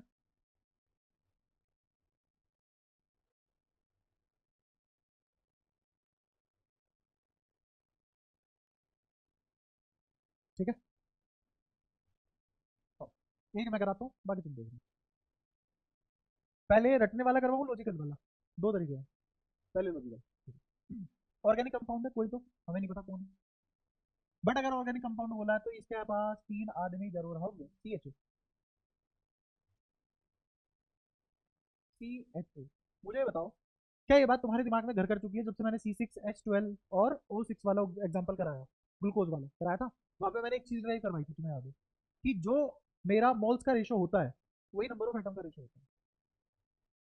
जो किसी कंपाउंड में जो किसी कंपाउंड में नंबर ऑफ मोल्स का रेशो होता है एटम्स के, वही एटॉमिक मास का भी रेशो होता है। याद है वाली बात। ठीक है। अब, तो इसका मतलब मेरा मास, मोलर मोलर मास का रेशो और एटॉमिक मास का रेशो बराबर आना चाहिए, और हमेशा होता है, वो हमेशा होता है। ठीक है। सबसे पहले उसने मुझे क्या दिया है कि ऑर्गेनिक कंपाउंड में 60% क्या है, कार्बन, 8% क्या है। हाँ, क्योंकि परसेंटेज में खेल रहा है इसलिए मैंने 100 ग्राम मान लिया उसको।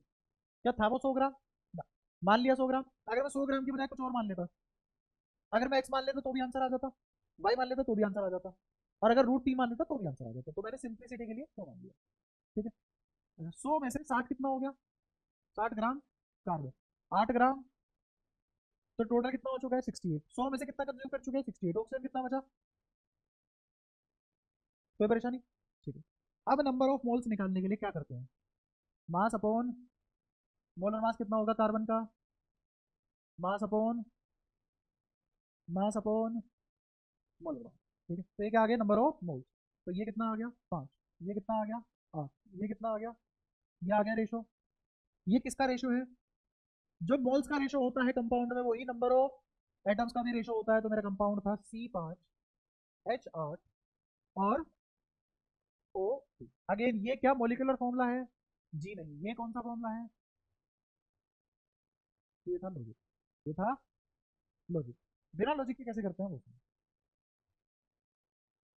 वो ऐसे तो निकाल पाओगे तुम, जब तक वो तुम्हें कुछ तो देगा, या तो मोलिकुलर मास देगा या वेपर डेंसिटी देगा, उसको मोलिकुलर मास निकालोगे, और या फिर तुम्हें एन फैक्टर देगा जिससे तुम उसको मोलिकुलर मास में कन्वर्ट करोगे। यहाँ ऐसा कुछ भी गिवन है मेरे पास, तो इस केस का क्या मैं मोलिकुलर मास निकाल सकता हूँ, पक्का। समझ में आता है ना क्यों नहीं निकाल पा रहा? लेकिन अगर मुझे जरा सा भी क्लू मिल जाए, या तो वेपर डेंसिटी दे दे वो आदमी, या एवरेज दे दे, एवरेज मोलर मास दे दे, या फिर वो तुम्हें पूरे मास का molecular mass, sorry molar mass दे दे, कुछ भी इनमें से दे दे, तो तुम कहाँ तक पहुंच सकते हो यहाँ पे? कोई परेशानी? अब तो नहीं पहुंच सकते। अच्छा, अब इसका करने का दूसरा तरीका, करने का दूसरा तरीका, यहाँ लिखो एलिमेंट, यहाँ लिखते हैं हम एलिमेंट। एलिमेंट के नाम पे अपने पास क्या क्या है? Carbon, hydrogen, oxygen. ठीक है, फिर यहाँ लिखेंगे परसेंटेज। ये कितना परसेंट? 7। ये कितना परसेंट? 8। बचा हुआ कितना?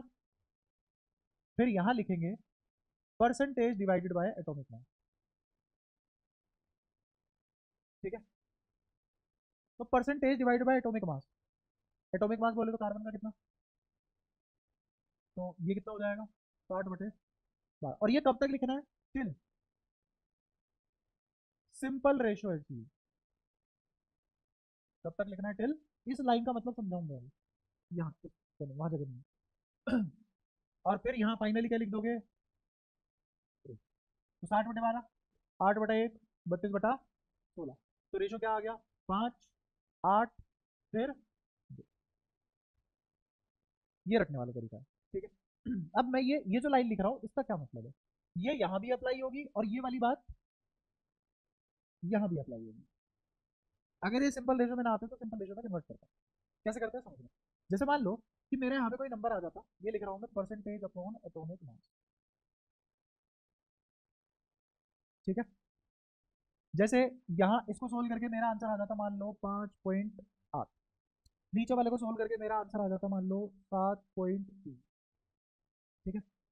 या फिर मान लो ऐसा आ जाता कोई 8.3, और सबसे आखिरी वाले को सोल्व करके मेरा आंसर आ जाता 2.6। क्या रेशो आ चुका है? क्या सिंपल रेशो है? इसमें सबसे छोटे वाला पकड़ो, क्या स्मॉलेस्ट है?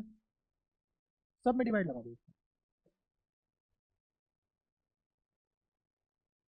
लगा दिया सब में डिवाइड।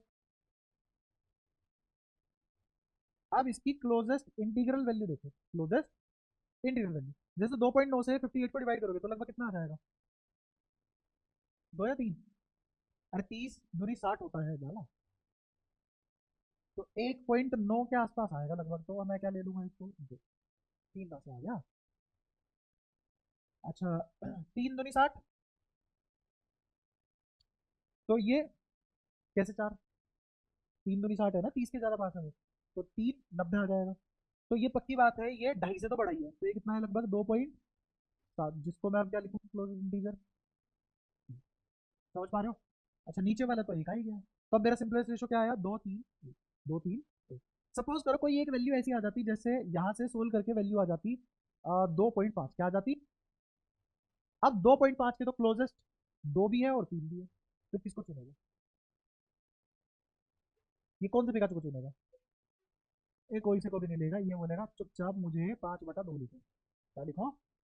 5/2। तो अब मेरा रेशो कैसे फैलेगा? 2 रेशो 5/2 रेशो 1। अब मैं क्या करूंगा? पूरे को 2 से मल्टीप्लाई कर दूंगा, तो कितना आ जाएगा? 4/5 रेशो 2। अगर कभी भी 0.5 आ जाए तो उसको बटा 2 करके ऐसे सोल्व करते हैं। ये होता है इसका मतलब टिल सिंपल रेशो अचीव। क्या ये संभाल लोगे बातें? पक्का? तो एडवांस में कभी कभी करवा लेता खून पीने के लिए। ठीक है, तो ये सारी बातें क्लियर है, मैंने हर वेरिएशन बता दी। तो चाहे रटने वाले से कर लो चाहे लॉजिकल वाले से, अगर यहाँ पे भी ऐसी वैल्यूज आती तो क्या सेम लॉजिक लगता? ऐसा नहीं है लॉजिक सिर्फ उसके लिए है, ये लॉजिक यहाँ भी लगता है। अगर यहाँ पे वैल्यू मान लो आ जाती 5.5, फिर यहाँ सॉरी 5.8, 8.3 और ये 2.9, तो मैं क्या करता? सबसे छोटे वाले से सबको डिवाइड करता, फिर देखता सिंपल रेशो में आ रहे हैं क्या क्लोज लीजिए में। अगर कोई 0.5 होता तो उसको बटा 2 करके वापस से रेशो को नॉर्मलाइज करता और सिंपलेस्ट वैल्यू में लेता। यहाँ भी करता है। क्लियर हुआ? नहीं आ रहा समझ? मैं बता रहा हूँ अगर किसी दूसरे सवाल में ऐसा हो जाता है। हम्म, हाँ, कहा क्या मैंने ये 4 5 2 इस सवाल के लिए निकाला? ये सवाल तो यहाँ खत्म हो चुका है ना, हो चुका है।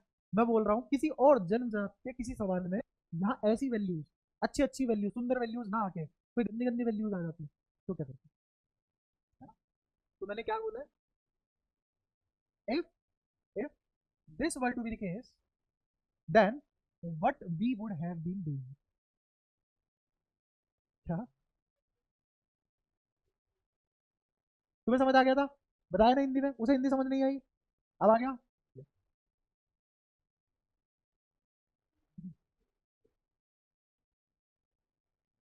तो क्या मतलब ये क्या कहना चाहता है तो इससे क्या घमंड करे क्या करे, मतलब समझ नहीं आ रहा मेरे को।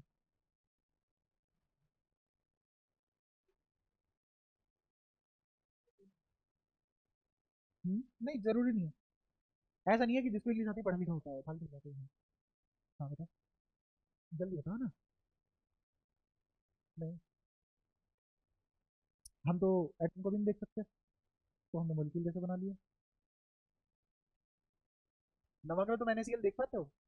अरे ये रस सोडियम वाला पकड़ के बाहर निकालो, आयोडीन ज्यादा चाहिए अपने को, पॉसिबल है? मॉलिक्यूल भी तो बना रहे हैं ना, एटम नहीं दिखता ना। ऐसा तो हम बिजली भी ले रहे हैं, ये दिखती थोड़ी ना है। अब जब दिखती है डरते हो रहे, ये देखो कड़क है ना, तो फिर मजा तो आता है।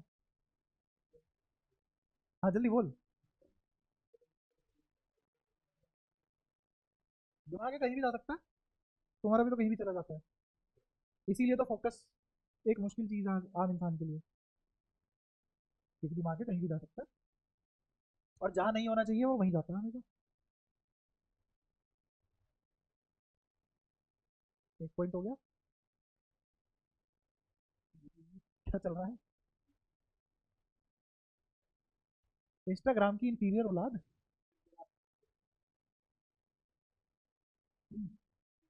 आओ ये सवाल है, 7.3 ग्राम, ये क्या लिखा हुआ है बताना जरा। शाबाश, ऑर्गेनिक कंपाउंड है। 3.6 gram carbon, 0.7 gram hydrogen, 1.5 gram nitrogen. Again मुझे लॉजिक से करना सही लगता है तो मैं लॉजिक से कर रहा हूँ, टेबल वेबल नहीं बना रहा हूँ। ठीक है, मेरे पास टोटल कितना कंपाउंड है?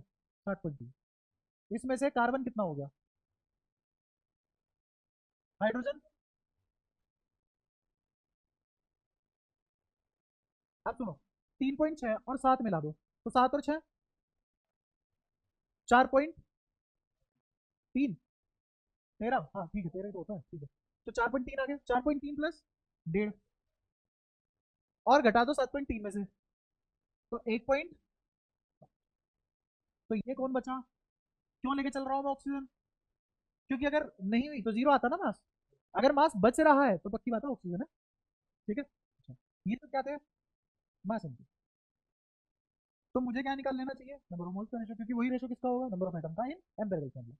तो इसका बताओ, डिवाइड बाय 12 डायरेक्ट लिख रहा हूँ, 12 से डिवाइड करेंगे तो 0.2, गलती से 1.3 मत लिख देना। ये डिवाइड बाय 1.7, 7 मत लिख देना। ये डिवाइड बाय 1.4, अगर 1.4 से डिवाइड करोगे तो पॉइंट 1.01 कुछ आएगा, 1.01 कुछ आएगा, किससे डिवाइड करोगे अगर? 1.4 से। लेकिन अगर 14 से डिवाइड करोगे तो हाँ 0.1 कुछ आएगा, तो 0.1 कुछ 0.1 होगा। अच्छा 1.5 डिवाइडेड बाय 1.6 तो 0.9, 0.09 सॉरी, है ना। लेकिन अगर 1.5 डिवाइडेड बाय 16 तो कितना आ जाएगा? 0.01।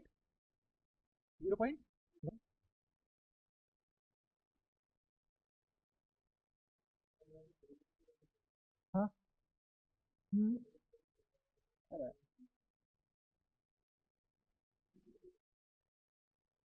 नहीं करने की जरूरत है, पक्का बताना क्या पॉइंट बना रहा है, कर रहा हूँ सोल्व बता। ठीक है, ये 15, हटाओ इसको, इसको लिखो 1 बटा 10, लिख लिया। इसको हटाओ, इसको हटाओ, तो लगभग ये कितने से जाएगा? अप्रोक्सीमेटली 1 से जाएगा, बटा 10। दस आता है।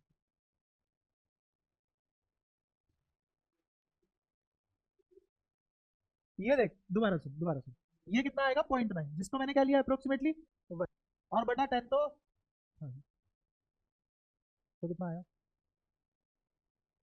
उड़ा उड़ा उड़ा उड़ा, 3 7 1 1, मतलब कार्बन 3 है, हाइड्रोजन 7 है, और नाइट्रोजन 1 है, और ऑक्सीजन भी 1 है। ये आ गया इसका एम्पेरिकल फॉर्म। मॉलिक्यूलर फॉर्मूले के लिए कोई इन्फॉर्मेशन गिवन नहीं है तो निकाल लेंगे। क्लियर हुआ? एम्पेरिकल फॉर्मूला कैसे निकालते हैं, पक्की बात। हम्म, हो गई।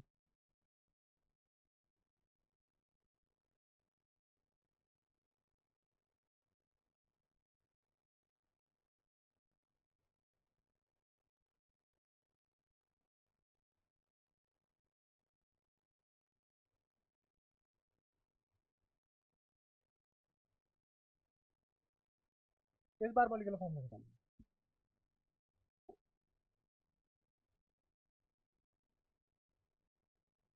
बोलो। नाइट्रोजन ऑक्सीजन है अपने पास, और दोनों का रेशो क्या है? 7:16। ये मास रेशो है दोनों का। और वेपर डेंसिटी कितनी दी है? 46। तो सबसे पहले देखो वेपर डेंसिटी कितनी, तो मोलर मास कितना आ जाएगा? 40 × 2। कोई दिक्कत? मैं तो एम्पिरिकल फॉर्मूला निकालूंगा पहले। तो मेरे पास क्या होने, 7:16 है। ये किसका रेशो है? मास का रेशो है। तो 7 कौन है? नाइट्रोजन। ये कोई भी कंपाउंड है मेरा। नाइट्रोजन कितना? 7। और ऑक्सीजन कितना? 16। तो मुझे नंबर ऑफ मोल्स निकालने हैं। तो ये कितना आ जाएगा? 7/16। और ये 16/16। तो ये 1/2 रेशो 1। तो रेशो कितना आया? 2:1। तो मेरा एम्पेरिकल फॉर्मूला क्या बना? N2O। हाँ सॉरी, 1:2। 1:2, क्योंकि 2 उधर चला गया। तो कितना आ जाएगा? ये NO2। ये आ गया एम्पेरिकल फॉर्मूला। अगर इसमें N2N कर दूँ तो क्या आ जाएगा? कोई परेशानी? अच्छा, ये N कैसे निकालते हैं? और मॉलिक्यूलर फॉर्मूला तो मैं डायरेक्ट लिख लूँ, molar mass of net compound. Molar mass of compound, है ना? और नीचे क्या लिखेंगे? Mass of empirical formula. Again जो मैं मास ऑफ एम्पेरिकल फॉर्मूला लूंगा वो 1 मोल का लूंगा, क्योंकि ऊपर 1 मोल का लिखा हुआ है ना? तो molecular mass upon molecular mass किस में कन्वर्ट हो चुका है? Molar mass upon molar mass. ठीक है। अच्छा, तो एम्पेरिकल फॉर्मूला लिखो। ऊपर कितना? 40 × 2। नीचे कितना? नाइट्रोजन का 14 प्लस 32। तो 14 और 32 42। कितना? नहीं, 46। 46 तो आ गया। अरे वाह। एन कितना आ गया? 2। तो मोलिकुलर फॉर्मूला किसके बराबर आया? N2O। कोई परेशानी? सूंघा भी है? ठीक है रहे। केमिस्ट्री तो भाड़ में गई, बस सूंघने को मिल जाए। अच्छा, लगा ही था बैठो में। गया है तो। हम्म, हम्म, तो पिटा नहीं गया?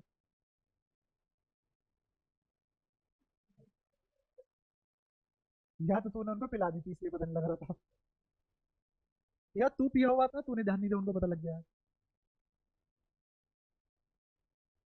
और रगड़ने के बाद यार उसको दूध मिलाना पड़ता है, ऐसे कैसे पी गया तू? अच्छा, सूंघ गया रगड़ के? हाँ, खेत में ही रगड़ी जाती है, और कहाँ रगड़ेगा भाई? हाँ, नहीं जाती वो। तेरे हाथ में टट्टी लगी हुई थी जो नहीं जाएगी तेरे हाथों से, तू अलग आदमी है क्या? जब नहीं जाती 2 दिन तक नहीं जाती।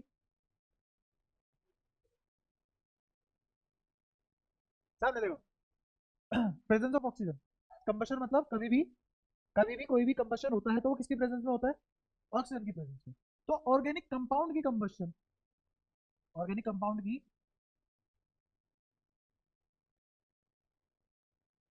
कंबशन हमेशा क्या देती है? एक कार्बन डाइऑक्साइड, एक नहीं मतलब सिर्फ कार्बन डाइऑक्साइड और हाइड्रोजन, ये मिलता है। हाइड्रोजन का नहीं, वाटर, ये मिलता है। कभी भी ऑर्गेनिक कंपाउंड की कंबशन होगी तो, और कंबशन किसकी प्रेजेंस में होती है? ऑक्सीजन की प्रेजेंस में होती है। कोई परेशानी? पक्का? ठीक है। तो ऑर्गेनिक कंपाउंड तो ये होता है ना, CH2HYOZ होता है प्लस। इसमें ऑक्सीजन मतलब O2, नॉर्मल ऑक्सीजन नहीं, O2। ठीक है। प्रेजेंस ऑफ ऑक्सीजन का मतलब यहाँ पे O2 ही होता है, इसका भी मतलब O2 ही होता है। अच्छा, ये हो गया कंबशन। अब मैं यहाँ पे इस साइड पे कंबशन लिखने वाला, क्योंकि इसकी प्रेजेंस का मतलब ही क्या है? कंबशन हो रहा है। ठीक है। फिर मुझे क्या क्या मिलेगा? मुझे मिलेगा CO2 प्लस, अच्छा कार्बन डाइऑक्साइड गैस है, ऑक्सीजन भी एक गैस है, कोई परेशानी? और मैं बोल रहा हूँ कि N mole of O2 react कर रहे हैं किसके साथ? इसके साथ। कोई परेशानी? अच्छा, CO2 या फिर N मोलिक्यूल ऑफ O2, मोल की बजाय क्या लिख सकते हो? N molecule of O2 plus पानी। और पानी तुम्हें पता है कि इसकी स्टेट किसके ऊपर डिपेंड करती है? वैसे तो जनरली लिक्विड लेते हैं, बट अगर यही पानी किससे ज्यादा बड़ा हो जाए, इसका टेम्परेचर अगर 100 डिग्री से बड़ा हो जाए, तो ये गैस बन जाएगा। कोई परेशानी? आप इसको बैलेंस करते हैं, क्योंकि ये बैलेंस क्यों नहीं है, सबकी बात है। यहाँ कितने कार्बन है? 7 7 चलते रहना, हो जाएगी बैलेंस। तो कार्बन पूरे, कार्बन वाले, क्योंकि और एक कार्बन नहीं है पूरे इक्वेशन में, ठीक है। फिर हाइड्रोजन कितने हैं? इस साइड वाई हाइड्रोजन है, उधर दो हाइड्रोजन है, तो अगर मैं यहाँ वाई बाई टू लिख दूँ तो क्या बैलेंस बैलेंस हो गया हाइड्रोजन भी, बचा ऑक्सीजन, बचा ऑक्सीजन। ऑक्सीजन को ऐसे बैलेंस मत करना लॉजिक फेल के, ऑक्सीजन को चुपचाप ऐसे बैलेंस करना कि इधर कितने मॉलिक्यूल है ऑक्सीजन के, टू है, कोई परेशानी। किसके बराबर होने चाहिए? हाँ प्लस जेड भी है, प्लस जेड क्योंकि यहाँ भी ऑक्सीजन, किसके बराबर होने चाहिए उधर के? 2x plus Y by to. मुझे यहाँ से n की वैल्यू निकालनी है तो मुझे पता लग जाएगा यहाँ क्या करना है, क्योंकि इधर पे बैलेंस कर चुका हूँ मैं। तो n बराबर किसके लिखा जाएगा? दो से डिवाइड करो इसको तो x, इसको दो से डिवाइड करो तो वाई बाय, और माइनस जेड, और दो से डिवाइड हो गए तो, समझ आया कैसे कर दिया? तुरंत समझ आ रहा है? पक्का?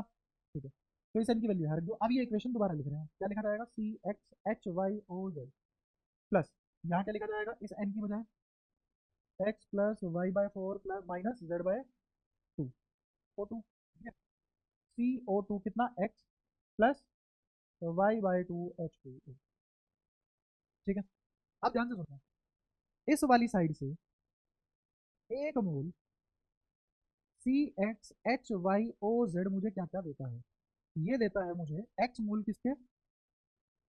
कार्बन के, और ये मुझे देता है वाई मोल हाइड्रोजन। ये तो मुझे कहाँ से मिला? लेफ्ट हैंड साइड से, किससे मिला? प्रोडक्ट से, बाय प्रोडक्ट, प्रोडक्ट कर रहा हूँ रिएक्टेंट, ये कहाँ से मिला मुझे? रिएक्टेंट से, ठीक है। फिर प्रोडक्ट पे आ गए, प्रोडक्ट से मुझे क्या क्या मिल रहा है? प्रोडक्ट से मिल रहा है मुझे एक्स मोल सीओ टू, और क्या मिल रहा है? Y by two mole H, कोई परेशानी? अब सुनना ध्यान से, जब कभी भी ऑर्गेनिक कंपाउंड का कंबशन होगा, तो कभी भी ऑर्गेनिक कंपाउंड का कंबशन होगा, वो तुम्हारे लिए सवाल में कुछ नहीं लिखेगा, तुम्हें अपने आप समझना है कि जितने मोल कार्बन के, सॉरी जितने मोल कार्बन डाइऑक्साइड के होते हैं उतने ही मोल, तो यहाँ से सिताराबाद क्या है? Number of moles of CO2 and C are equal. ये सिर्फ कब है? जब ऑर्गेनिक कंपाउंड की कंबशन हो, सब तब सच है, हर बार नहीं, ऐसा नहीं है मुंह फाड़ के पूरे सिलेबस में लगाए पड़े हुए ना। फिर कहाँ लगाओगे? जब सिर्फ ऑर्गेनिक कंपाउंड कंबशन करेगा। अच्छा फिर ध्यान से देखो, इसको ऐसा नहीं बोल सकता कि मुझे 2 मोल हाइड्रोजन चाहिए इधर के लिए बैलेंस करने के लिए, या फिर और अच्छे से बोले इसको कि मुझे 1 mole of H2O 2 mole of hydrogen दे रहे हैं,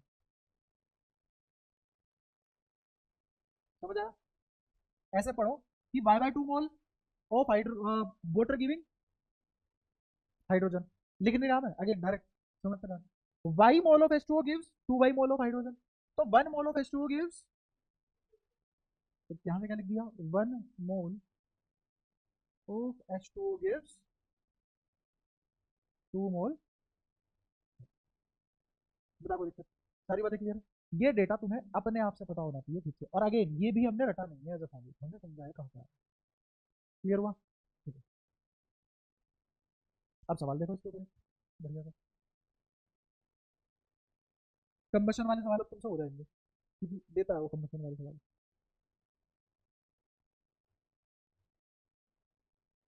3 ग्राम ऑर्गेनिक कंपाउंड है बर्न इन एक्सेस एयर, वो एक्सेस एयर लिखे बट हमें मनी मन पता है किसकी बात कर रहा है वो। हाँ, 4.4 ग्राम उसने CO2 दे दिया, 1.8 ग्राम उसने H2O दे दिया, और तुमसे एम्पेरिकल फॉर्मूला पूछ रहा है, बताओ सही से करोगे? देखो ऑर्गेनिक कंपाउंड कितना है? 3 ग्राम, इसमें क्या क्या छुपा हुआ है? ऑर्गेनिक कंपाउंड है कार्बन हाइड्रोजन ऑक्सीजन लेके चल रहे हैं, नहीं हुआ तो जीरो आ जाएगा अपने आप, ठीक है। अच्छा मुझे बताओ इसका मास कितना है? CO2 का है, अच्छा CO2 का है ना, इधर आ जाओ, 4.4 ग्राम CO2। तो ऐसे समझो, रुको अब क्योंकि मैं सवाल बहुत करा चुका हूँ, लिख के पूरा पूरा एक पन्ना नहीं भरने वाला मैं, सीधा समझो। मुझे बताओ कि CO2 अगर 1 मोल चाहिए कितने ग्राम लेना पड़ेगा? 44 ग्राम, 12 और 32 कितना हो गया? 44, तो 44 ग्राम 1 मोल देता है, तो 4.4 ग्राम का 0.1 मोल नहीं होगा? कार्बन आ गया 0.1, मैं सीधा नंबर ऑफ मोल लिखा, एक H2O मतलब 18, 18 ग्राम H2O 1 मोल देता है मुझे, 18 gram of H2O is 1 mole of H2O, तो 1.8, 0.1। तो ये अगर मुझे 0.1 H2O मिल गया तो मुझे क्या 0.2 मोल H मिलेगा, अभी तो पढ़ा है। तो ये कितना आ गया, बात खत्म, पैसा आ जाओ। अच्छा अब सुनना ध्यान से, ये कितना है 4.4, ये कितना है 1.8, ये 3 ग्राम से फालतू है। अरे वो इसलिए फालतू है ना, एक्सेस एयर थी, वो थोड़ी ना गिनी है तुमने। हाँ। और ये वो वाली ऑक्सीजन नहीं है, सुनना ध्यान से, ये जो ऑक्सीजन यहाँ लिख रहा हूँ, हाँ ये वाली ऑक्सीजन नहीं, ये कौन सी वाली है, ये वाली है। ये वाली, हाँ यही वाली इन दोनों में टूट रही है। क्यों, क्योंकि ये ऐड हो रही है हवा, बिल्कुल। तो जो मैं लिख रहा हूँ, जो भी ऑक्सीजन लिखूंगा ऑर्गेनिक कंपाउंड में, वो ये वाली होगी बस, इनमें से कोई चीज नहीं होगी, क्योंकि जब ये जुड़ जाएगी तो उधर बढ़ा हुआ आएगा पक्का, और आ भी रहा है, जस्टिफाइड। ठीक है, अब इसका कैसे सीन करें, 3 ग्राम है, सुनते रहना ध्यान से। 0.1 मोल कौन है, कार्बन, तो मोलर मास निकाल लो इसका, कितना आ जाएगा 1.2 ग्राम, 12 होता है ना, 12 इंटू इतना। अच्छा हाइड्रोजन का एक, तो ये कितना आ गया 0.2 ग्राम, टोटल कितना पहुंच चुका है अभी तक, सारा 1.4, तो बचा कितना ग्राम, 1.6 ग्राम बचा है। अगर मैं इसको इसके मोल से डिवाइड कर दूं, मोल से कह रहा हूँ, ये 1.6 ग्राम आ गया ना, अगर इसके मोलर मास से ही इसे डिवाइड कर दूं तो क्या आ जाएगा, 0 नंबर ऑफ मोल्स आ जाएगा। सभी समझ आया, ये क्या कर रहे हैं पक्का। तो एम्पिरिकल फॉर्मूला बता दूं डायरेक्टली, क्या ये तो ओडी में पढ़े हैं, और जो इनका रेशो होगा वही नंबर ऑफ एटम का रेशो होगा, तो CH2O, ये आता है एम्पिरिकल फॉर्मूला, जी पता पता मतलब, कोई परेशानी पक्का। आप जितना मैंने तुम्हें एम्पिरिकल फॉर्मूला के बारे में पढ़ा दिया, तुम किसी का भी एम्पिरिकल फॉर्मूला निकालने लायक बन चुके हो। ठीक है, अब नेक्स्ट क्वेश्चन करते हैं।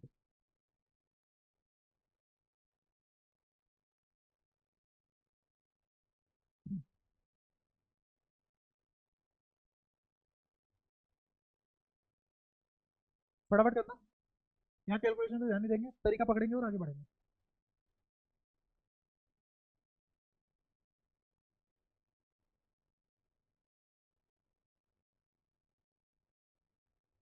जब सवाल लिखता हूँ सर, सवाल पढ़ा करो, बतिया मत करो।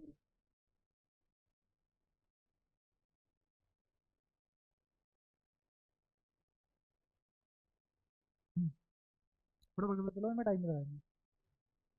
देखो टोटल ऑक्सीजन कितनी है, ये बिल्कुल ऐसे लिया जाएगा जैसे एवरेज मोलर मास दे दिया हो किसी ने मुझे, और एवरेज मोलर मास M1N1 upon, sorry M1N1 plus M2N2, fluoride M का अपॉन में N1 प्लस N2 है ना, ठीक है। अच्छा एबंडेंस को मोल्स की तरह ही लिया जाता है, रीजन भी बता रखा है मैंने। उसने कहा कि O16 वाला तो 90% है, तो ठीक है 90 into 16 आ जाओ। और उसने बोला बाकी जो तो आइसोटोप बचे, कौन कौन बचे, O17 और O18, यही तो बचे, दोनों मिला के कितने हैं, तो अगर एक एक्स है दूसरे वाला कितना, 10 - x, तो मुझे बताओ अगर मैं 17 into x लिख दूं, तो प्लस यहाँ क्या लिखूंगा, 10 - x इंटू 18 बटे में 100%, आ गया आंसर। इधर के परसेंटेज उधर के परसेंटेज उड़ा रखे हैं मैंने, बताओ कोई दिक्कत हो जाएगा, छोड़ सकता हूँ यहाँ पे, अगला सवाल।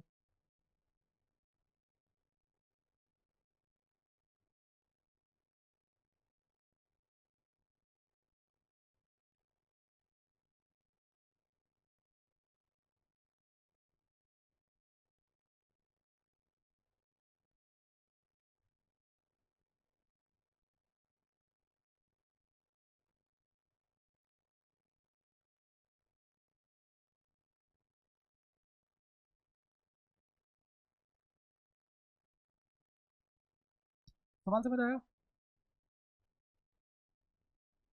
दो गैस लिया उसने, एक का नाम है एक्स, एक का नाम है वाई, एक का एटॉमिक मास है या रिलेटिव मास है 16 और दूसरे का है 28।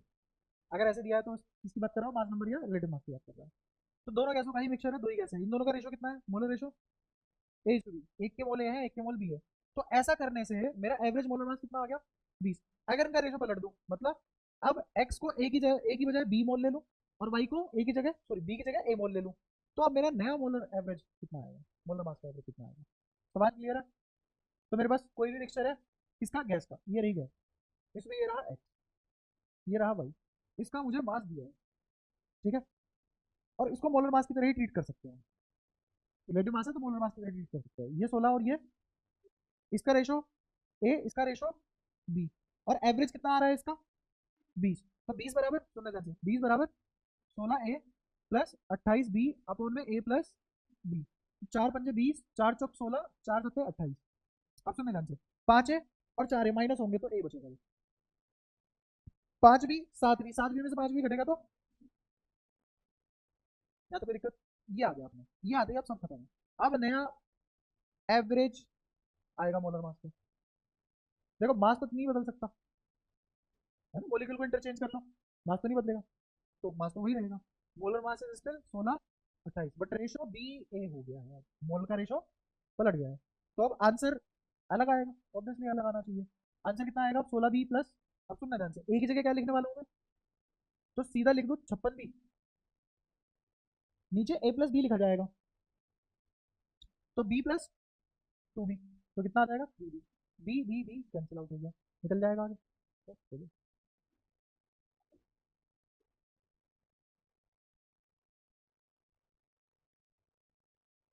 किसी ने डेंसिटी ऑफ एयर दी है और ये एयर किस किस से मिलकर बनी है, एंड टू एंड O2 से मिलकर बनी है।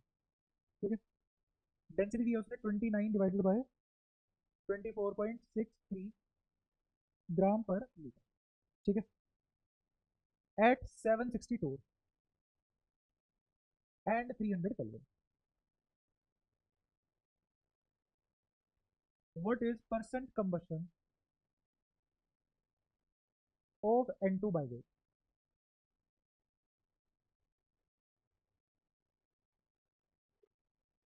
हाँ, कितना N2 होगा, ईंधन की तरह काम है। हाँ बिल्कुल हो जाएगा। हाँ हाँ, तो ऐसे ना करके अब तो हमें याद ही हो गया वो, P molar mass into density R T. तो एक काम करते हैं, मोलर मास निकाल लेते हैं क्योंकि बाकी सब पता है मुझे। डी बताया कितना 29 बाय इंटू आर टी कितना, पता लग गया ना क्यों, और 1/1 एटीएम के बराबर ही होता है। ठीक है, और नीचे प्रेशर, प्रेशर कितना लिखेंगे तो एटीएम नहीं ना, कोई परेशानी, पक्का। अच्छा ये तो ये कट गया, बाकी सब यूनिट कट कुटा के मेरा क्या बचेगा, मोल पर ग्राम पर मोल, और ये क्या आया मेरा एवरेज मोलर मास। तो अब सवाल आ चुका है यहाँ, कोई तो एयर है जिसका एवरेज मोलर मास क्या है 29, तो दो हिस्सों में टूटा, एक नाइट्रोजन और एक ऑक्सीजन।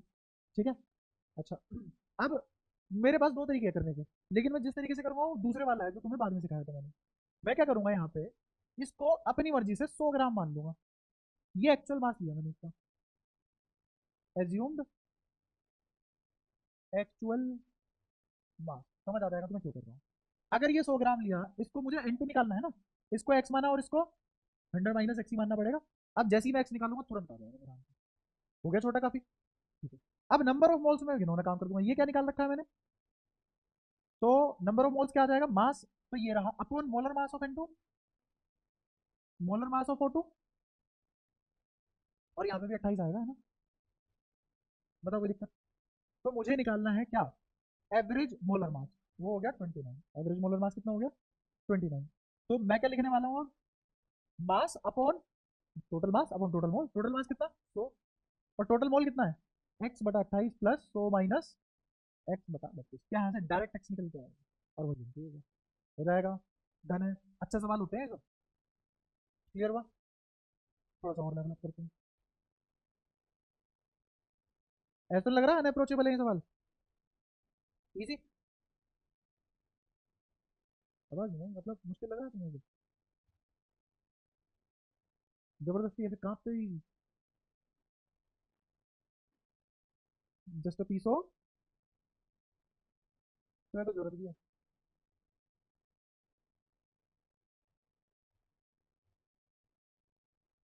अरे लिख लो भैया, काम आ जाए जिंदगी में, यही नोट बना लेते हैं है ना, सितारा लाइन। एक मोल गैस है स्टैंडर्ड टेम्परेचर प्रेशर पे है जिसकी डेंसिटी इतनी है, उसका मोलर मास और वेपर डेंसिटी निकालनी है। तो सबसे पहले मोलर मास के लिए मुझे पता है पी डी पी, क्या होता है D R T upon P, यही है ना, अभी पीछे से डिवाइड किया हमने। ठीक है, तो डेंसिटी पता है मुझे, जी हाँ। आरटी स्टैंडर्ड टेम्परेचर प्रेशर की बात कर रहा है, तो 0.0 इंटू 273। अब ये 24.63 नहीं आएगा, डिवाइड बाय पीरियड सर, बोलो, कुछ बोल ही नहीं पा रहे। एसटीपी है ना? ज्यादा कोई परेशानी, पक्का? अच्छा, तुम्हें क्या इसकी वैल्यू पता है? 22.4, 22.4 निकाल लोगे तो ये 22.4 आ गया। अब मुझे निकालनी है वेपर डेंसिटी, तो तुमने मोलर मास तो निकाल ही लिया है ना, इनटू या बटा, बता दो, हो जाएगा, छोड़ दूं, कैलकुलेशन है सब, बस यही समझना था तुम्हें करना क्या है।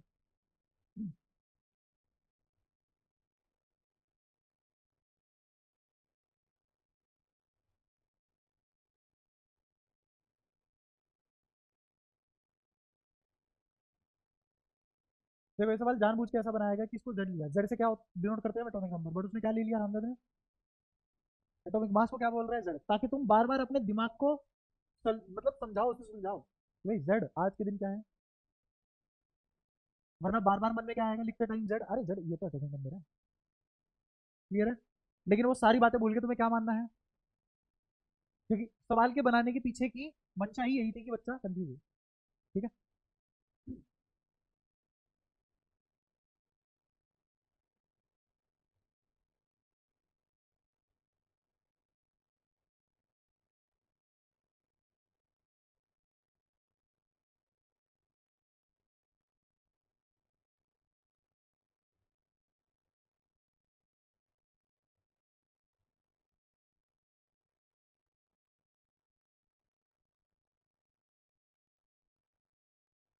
ये तो बता निकालना है।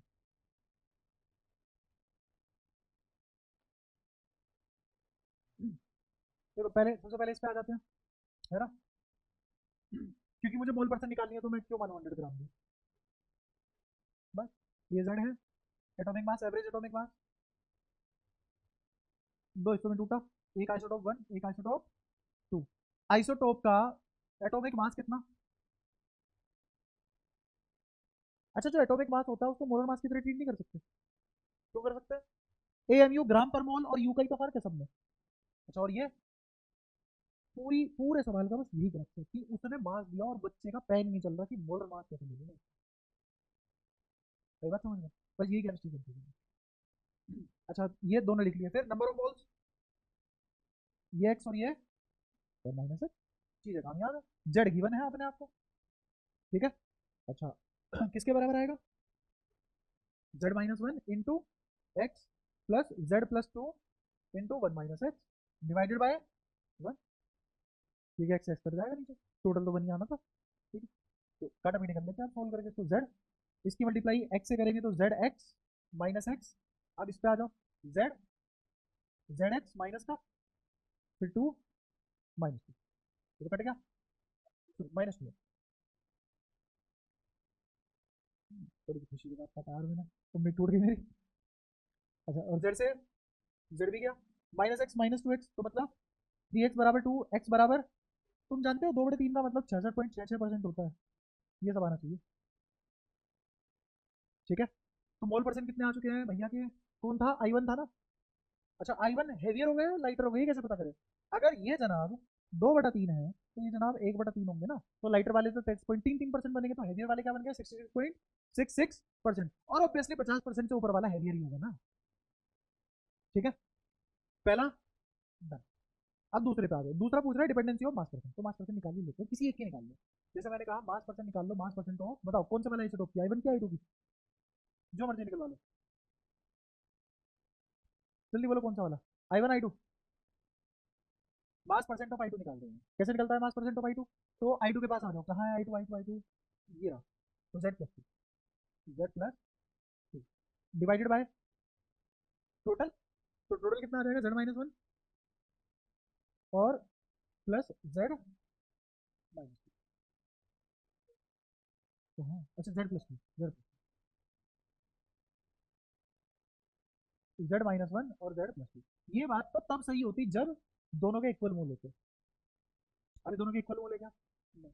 तो ये क्या लिखा हुआ है तुमने, मोलर मास लिखा हुआ है ना, और तुम्हें चाहिए एक्चुअल मास, ये तो गलत लिखा हुआ है। समझ आया क्यों गलत लिखा हुआ है? ये सब कंफ्यूजन है जो मैं दूर करना चाह रहा हूँ। क्या ये तुम्हारे हिसाब से सही लिखा हुआ है? नहीं, क्यों? क्योंकि ये सब क्या है, मोलर मास। तो आएगा भी क्या, मोलर मास। मुझे क्या चाहिए, मास, मोलर मास नहीं। तो मोलर मास बनाने के लिए क्या करो, मोल से मल्टीप्लाई करो। तो आइसोटोप 2 लिया है ना तुमने, 2 के कितने मोल थे, 2/3, तो ऊपर इसकी किससे मल्टीप्लाई करोगे? अच्छा, आई टू लिया है ना, 1/3। और ये 2/3, और ये कोई परेशानी, सारी बातें क्लियर है? ठीक है। तो ये क्या आ गया, मास परसेंटेज ऑफ। क्या ये बात सही है? तुम्हें ये तो पता लग पा रहा है ना, ये क्यों सही है और पहले क्यों गलत था? क्योंकि मास लिखना है परसेंटेज में, मोलर मास नहीं लिखना। अच्छा, तो 3 3 3 1 Z+2 divided by 2Z -2 plus Z+2, 2 से 2 मर गया, Z+2 डिवाइडेड बाय 3। तो मुझे ये बताओ, जो ये मेरा मास परसेंटेज आ रहा है, क्या ये फंक्शन ऑफ Z बना? बना। तो इसका मतलब इसकी डिपेंडेंसी किस पे है, डिपेंडिंग ऑन।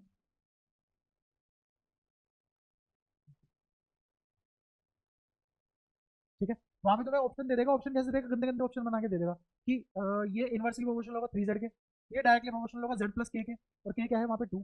तुम फैल जाओ यार, ये Z+K क्या है, Z+5 लिख देगा ऑर्डर आने के लिए। हाँ बोल। हाँ हाँ हाँ। हम्म, हम्म।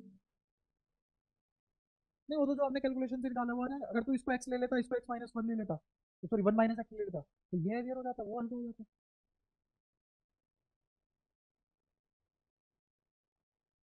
मतलब, अरे z तुझे पता थोड़ी ना है क्या है, क्या पता Z-9 कुछ भी हो सकता है ना, क्या पता Z फ्रैक्शन में हो, कुछ भी हो सकता है इधर, है ना। अब समझो, अगर ये फ्रैक्शन में हो तो ये भी पॉजिटिव आएगा, ये भी पॉजिटिव आएगा, है ना। अब समझ, अगर मैं x इसको ले लेता तो ये क्या लिखा जाता, समझा? ये, और एक बार कैलकुलेशन भी चेक कर लेना, हमने सही तो करी है ना। Z-1 में हमने किससे मल्टीप्लाई किया है, x में, और Z+2 से किसने माइनस किया है, 1 - x में। तो ऐसे करके मेरा x किसके बराबर आया, 2/3। एक बार चेक कर लेना, अगर ये 1/3 आ रहा है तो फिर तेरी बात सही है। ठीक है। z Z - x, 2 प्लस का -2x, ZX - x, और ये बराबर है। ठीक, तो ये सब कैंसिल हो गया और बचा माइनस माइनस 3x, और ये 2, तो ये आ रहा है 2/3। ठीक है, यही आ रहा है। इसका मतलब सीधा सीधा इस पर डिपेंड नहीं कर रहा z और Z+2। इसका मतलब समझना, average molar mass is not depending on z, but mass percentage is depending on. ये सवाल, अब तुम इस सवाल को देखो, मैंने तो तुम्हें इतना छोटा सा आसान करके दिया है सवाल। क्या पूछने को मैं इसको इस तरीके से पूछ सकता हूँ, जैसे यही वाला डाउट तुम्हारा राइज हो गया सवाल पूछते टाइम, कि मैं पूछ रहा हूँ for a given data, molar mass and mass both depending on z, only molar mass is depending on z, only mass is depending on z, ऐसे करके बोल देगा option, और बोल देगा मल्टीपल करेक्ट आंसर। तो मोलर मास तो depend नहीं कर रहा है सर से, वो तो एक्स पे डिपेंड कर रहा है, नंबर ऑफ मोल पे डिपेंड कर रहा है, जिसके मोल ज्यादा।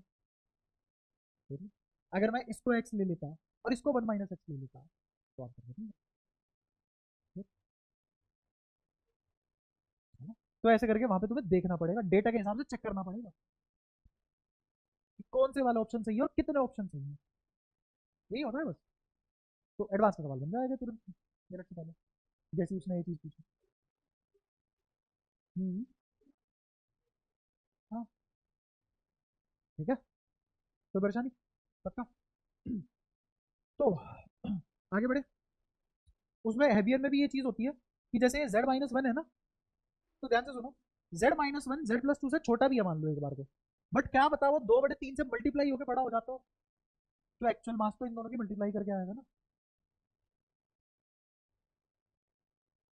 हाँ,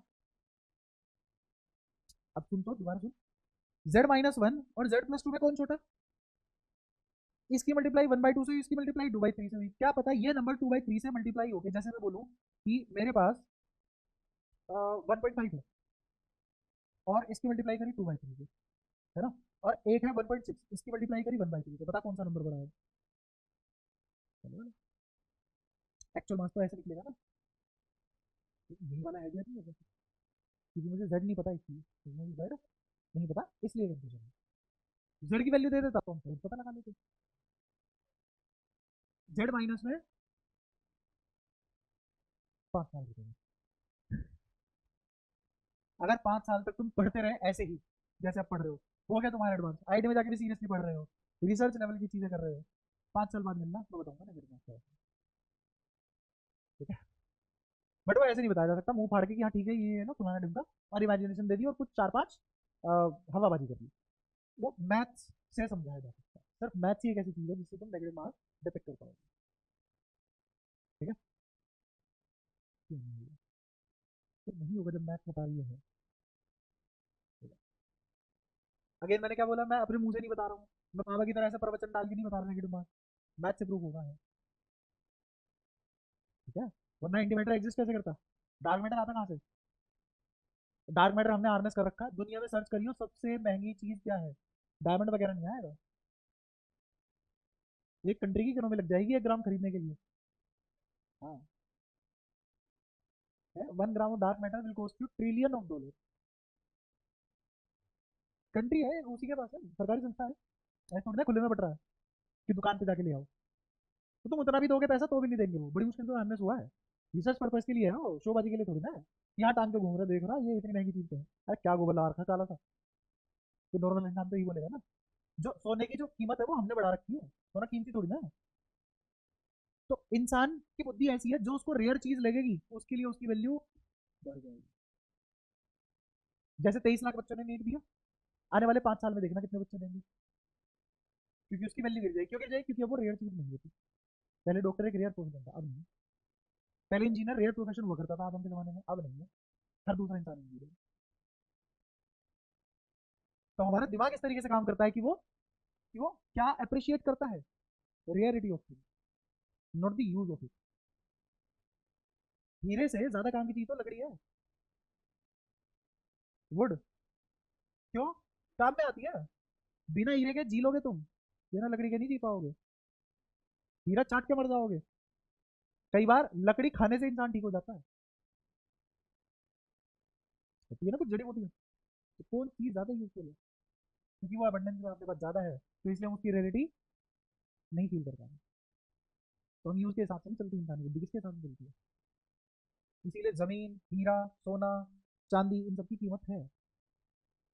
ये बोलते हैं ना लोग, नहीं यार हीरा तो इसलिए काम की चीज है, ये जो पढ़े लिखे लोग बताते हैं कि वो स्किन अच्छी रखता है, एजिंग घटाता है, एजिंग फैक्टर स्लो करने के कुछ होते हैं उसके पास।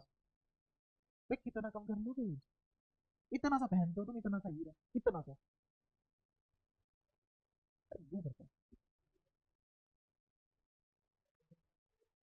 ऐसे तो जिसने 5 सोने की अंगूठी पहनी है तो बुढ़ा ही नहीं होना चाहिए, जो 5 अंगूठी पहनते हैं वही साले 30 की उम्र में बुढ़े लगने लग जाते हैं। यहाँ का खेल है सारा। हाँ। अगर हीरे से ही इंसान जवान हो रहा होता तो फिर खाना पीना ये पौष्टिक वगैरह प्रोटीन वगैरह बाहर में जाते, हीरे ही पेलते। तो इसका मतलब ये सब फालतू की बातें हैं, तो सिर्फ हम ही हैं, हमारी बुद्धि है लालची बुद्धि, बेबाक बुद्धि, जो हीरे की कीमत बढ़ रही है। ठीक है, और यही यही हम वैल्यू करते हैं गुड लुकिंग फेस की, है ना। हम किसको अप्रिशिएट करते हैं? Good looking face. कोई इंसान कितना पढ़ा लिखा है मतलब नहीं है, चप्पल पहनी है, कुर्ता तहमद पजामा है, नहीं भाई ये तो बेकार है। अच्छा ये सूट बूट में, हाँ इसको जॉब दे देंगे, चप्पल में इसको जो क्या करेंगे, ये तो डेकोरम खराब कर रहा है, ये सब चीजें हमने बनाई है। समझे? हमने सोचा कि कपड़े बनाने से नीयत अच्छी हो जाएगी हमारी, है ना। भाई कई लोग ब्लेम डालते हैं ना कि यार कपड़े गलत है तो इसलिए ऐसा फलाना ढिमका। आदिवासी नंगे घूमते थे, जिसकी नहीं होती खराब नहीं होती, जिसकी होती है होती है। हाँ, कपड़े ठंड गर्मी से बचाते हैं, सिर्फ ये यूज है, और कोई यूज नहीं। और इतना भी नहीं बचाते जितना तुम सोच रहे हो। तो खैर आगे सवाल करते हैं।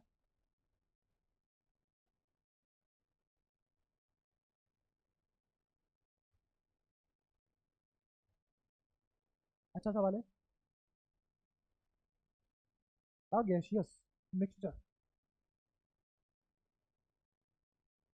ओ ozonised oxygen, has volume 1120 ml at STP.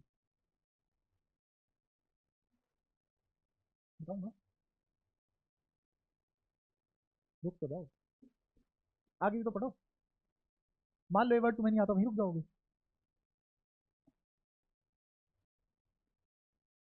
देखो ये जो मिक्सर है ओजोनाइल ऑक्सीजन, इसका मतलब O2, इसका मतलब O3, इसका मतलब तुमने एक ऐसी गैस ली है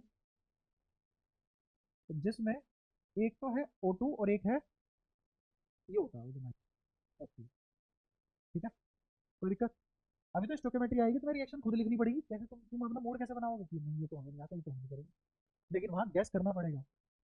हाँ, यही होता है ना कि क्वेश्चन लिखा हुआ है, रिएक्शन तुम्हें आती नहीं है और तुम लिख रहे हो रिएक्शन, और लॉजिक भी नहीं है उसका लिखने का, बाई इंट्यूशन लिखी जा रही है वो, तो उसके लिए तो मूड ही बनता है ना फिर। खैर, सवाल पे आते हैं। गैसियस मिक्सचर है, ओजोनाइल ऑक्सीजन है, वॉल्यूम है उसका 11-20 ml। ठीक है, स्टैंडर्ड टेम्परेचर प्रेशर है, एहसान किया उसने ये देखे। वेट ऑफ मिक्सचर मतलब टोटल कितना है ये, टोटल इसका टोटल वेट कितना है 1.76। Find volume of O2, O2 का वॉल्यूम कितना है ये बताओ, बताओ कैसे करोगे।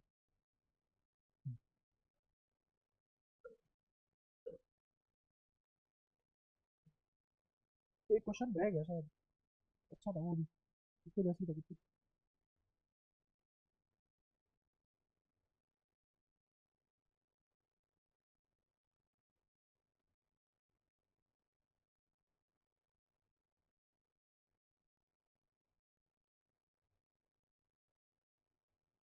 अभी नहीं मिल रहा है, ऐसे ही था एक और क्वेश्चन, वो भी अच्छा था।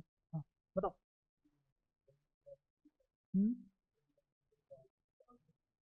वॉल्यूम 1120 है, 22.4 से क्यों डिवाइड कर रहा था? क्योंकि गैस है, शाबाश। नंबर ऑफ मोल किसके, पूरी गैस के, हाँ टोटल, हाँ टोटल मोल था रहेंगे। तो टोटल मोल्स कैसे निकाले तुमने, 1120 डिवाइडेड बाय 22.4, लेकिन वो 22.4 की बजाय 22.4 से लिखूंगा, क्यों? क्योंकि ये एमएल में दिया है तो नीचे वाला भी एमएल में करेंगे ना, 0 0, ये कितनी बार जाएगा, 1/20, 1/20 तो आ गया टोटल नंबर ऑफ मोल। हाँ हाँ बिल्कुल, तो नंबर ऑफ मोल्स मैं क्या मान रहा हूँ एक्स, और 1/20 माइनस एक्स, शाबाश, अच्छा लगा मुझे जान के। और मोलर मास किसके बराबर आ जाएगा, 16 और 32 होगा ना, और ये 48। मास परसेंट तरीके वाले से, हाँ मास आ जाएगा तो उसको वॉल्यूम में बदलोगे कैसे, हाँ तो ये पहले ही ना कर लो।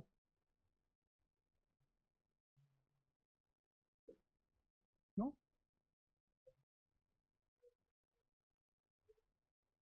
तो बताओ कैसे कैसे करना है, जो तुम बोलोगे लिख दूंगा, क्या गलती करोगे बता दूंगा, बोलो।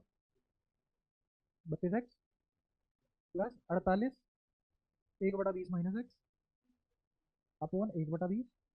हाँ, एवरेज तो मुझे पता ही नहीं है।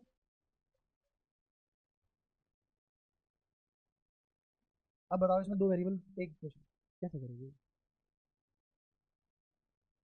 हाँ हाँ, ये हटा के और ये किसके बराबर कर दो, क्यों भाई, हाँ तो इसको 1.76 करने से क्या मतलब है, ये सुनो ध्यान से, ये 1.76 है क्या, पूरे गैस का मास है, पूरी गैस का मास है। ठीक है, तो तुम पूरी गैस का मास से नंबर ऑफ मोल्स निकालना चाह रहे हो, ऐसा? हाँ तू बता। हाँ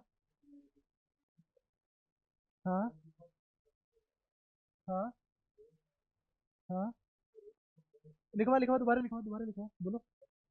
32x बटे 1/, ये क्या चीज़ है,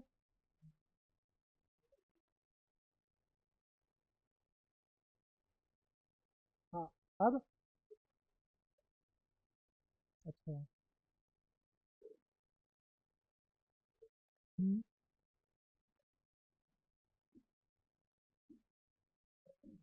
बोल बोल बोल बोल, तरीके तो है बहुत है, मैं भी बहुत सारे तरीके बताऊंगा। हाँ हाँ, वॉल्यूम वगैरह सभी,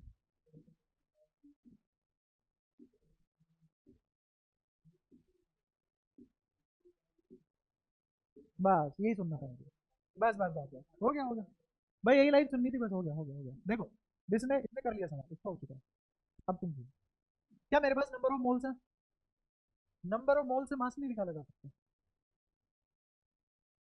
निकाला जा सकता है। और मॉलिक्यूलर मास भी निकाला जा सकता है। तो मैं डायरेक्टली मॉलिक्यूलर मास निकालूंगा या मोलर मास निकालूंगा। कैसे? नंबर ऑफ मोल्स किसके बराबर होता है? Mass upon molar mass. समझ में आया? मुझे क्या निकालना है? Molar mass. तो किसके बराबर होगा mass upon number of moles? इस सवाल के हिसाब से मास कितना है? ये रहा, दिखाई पड़ा। और एम कितना है? ये क्या आ गया? और जो भी आएगा एवरेज ही तो आएगा। तो इसका मतलब यहाँ पे जो भी आएगा वो लिख देना। तो कितना आ जाएगा? 20 से मल्टीप्लाई कर दो। 170 का दोगुना कितना होता है? 352। ऐसे करो, 17 दूनी 34, 340 हो गया। और ये 6 है, 12, 340 और 12, तो 340 प्लस 12 तो 312 हो गया। अच्छा, तो ये कितना आ गया? 35.2। अब इसको अगर यू ले लो तो मॉलिक्यूल का, एम यू ले लो तो एटम का, और ग्राम पर मोल ले लो तो मोलर का। कोई दिक्कत? अच्छा, ये आ गया 35.5।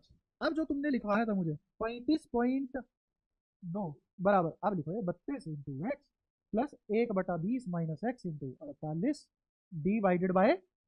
क्या यहाँ से अब आ जाएगा? अब सुन ध्यान से, तूने कहा सिर्फ इसको क्या लिख दूं? 1.72। यहाँ पे जो भी लिखा जाता है वो किसके हिसाब से लिखा जाता है? मोलर मास के हिसाब से। तो मुझे मोलर मास पता ही नहीं है, तो मैं कैसे कंसिडर कर लूँ कि ये आया कहाँ से? क्योंकि यहाँ पे वॉल्यूम इन बोल्ड है। तो जब भी वॉल्यूम इन बोल्ड होता है डायरेक्ट मास के साथ नहीं खेला जाएगा, तब बिना बोलते इन बोल्ड आएगा धीरे धीरे। अच्छा सुनो, इस 20 की मैं इधर मल्टीप्लाई नहीं करूंगा, मैं इस 20 को ऊपर भेज दूंगा। तो 32 दूनी तो 640 लिखा हुआ। देखा? 20 से 20 कट गया तो क्या बचा? सिर्फ 48 आ रहा है समझ में? और फिर 48 इंटू एक्स इंटू 20, तो 48 इंटू 20 कितना हो जाएगा? अब कितना हो जाएगा? 960। तो यहाँ क्या लिखा जाएगा? 960 एक्स माइनस। और किसके बराबर है? 35 पॉइंट। बताओ कोई परेशानी? अच्छा, 960 में से 640 घटाओ, क्या 320 आएगा? और इसको उधर ले जाओ। तो ऐसे करो इसको, 35 और 48 में क्या फासला होता है? 5 और 8, 13 का। तो पॉइंट तो फालतू था ना, घटा दो। तो कितना है? 12.8। एक्स कितना आ गया? 12.8 बटा 32 चौका 128 होता है। 16 चौके 64 होता है, दुगना कर दो ना दोनों का। तो कितना हो गया? 32 चौके 128। ये सब सोचना पड़ेगा तुम्हें कैलकुलेशन में तुरंत ही। तो कितना आ जाएगा ये? तो ऊपर तो 0.4 आया ऑलरेडी, 0.04 नहीं आ गया। तो ऐसा नहीं लग रहा किसी ने 4/100 लिख दिया हो, ऐसा नहीं लग रहा कोई 1/25 लिख दिया। तो ये एक्स किसके मोल्स माने थे मैंने? तो मेरा O2 के मोल्स कितने आ गए? 1/25 तो O2 के मोल्स हो गए। अच्छा, निकालना क्या है? वॉल्यूम निकालना। हाँ, तो क्या करेंगे अब? क्या मुझे नंबर ऑफ मोल्स आता है? क्या मुझे ये पता है कि ये गिवन वॉल्यूम अपॉन 22.4 लीटर होता है? लीटर को मिलीलीटर में कन्वर्ट करना पड़ेगा, और मुझे गिवन वॉल्यूम निकालना है। क्या निकालना है? गिवन वॉल्यूम निकालना है। अच्छा, गिवन वॉल्यूम मोल से निकालते हैं। तो वी बराबर 22,400 इंटू 1/25 से 100 को काट रहा हूँ 4 बार, तो 4 चौक 16, और 4 दूनी 8 और 1 9, 4 दूनी 8, 896 में मिला गया। बढ़िया सवाल, चलो। आई बात समझ में? अब मैं तुम्हें एक और तरीका बताता हूँ। एक और तरीका कैसे? जैसे यही देखो, मैं कह रहा हूँ कि तुमने एक इक्वेशन पढ़ी है, पी इक्वल टू एनआरटी। बात चल रही है एसटीपी। एसटीपी मतलब स्टैंडर्ड टेम्परेचर प्रेशर। तो मतलब कौन कौन सेम रहेगा? पीरेसर आर टी सेम रहेंगे। तो नंबर ऑफ मोल निकालना है, यहाँ से कितना आएगा? V P by R T, जिसमें से ये चीज कांस्टेंट की तरह बिहेव करेगी। तो इसका मतलब मेरा एन डायरेक्टली प्रोपोर्शनल होगा नीचे। अच्छा, अब एम एवरेज निकालते हैं। एवरेज मोलर मास निकालते हैं। क्या लिखा जाता है ये? Molar mass of 1 into N1, molar mass of 2 into N2 divided by N1 plus N2। करते ही ठीक है। यहाँ तक सबको समझ आ रहा है ना? दिख भी रहा है? तो इसको सुलझा लेते हैं हमारे।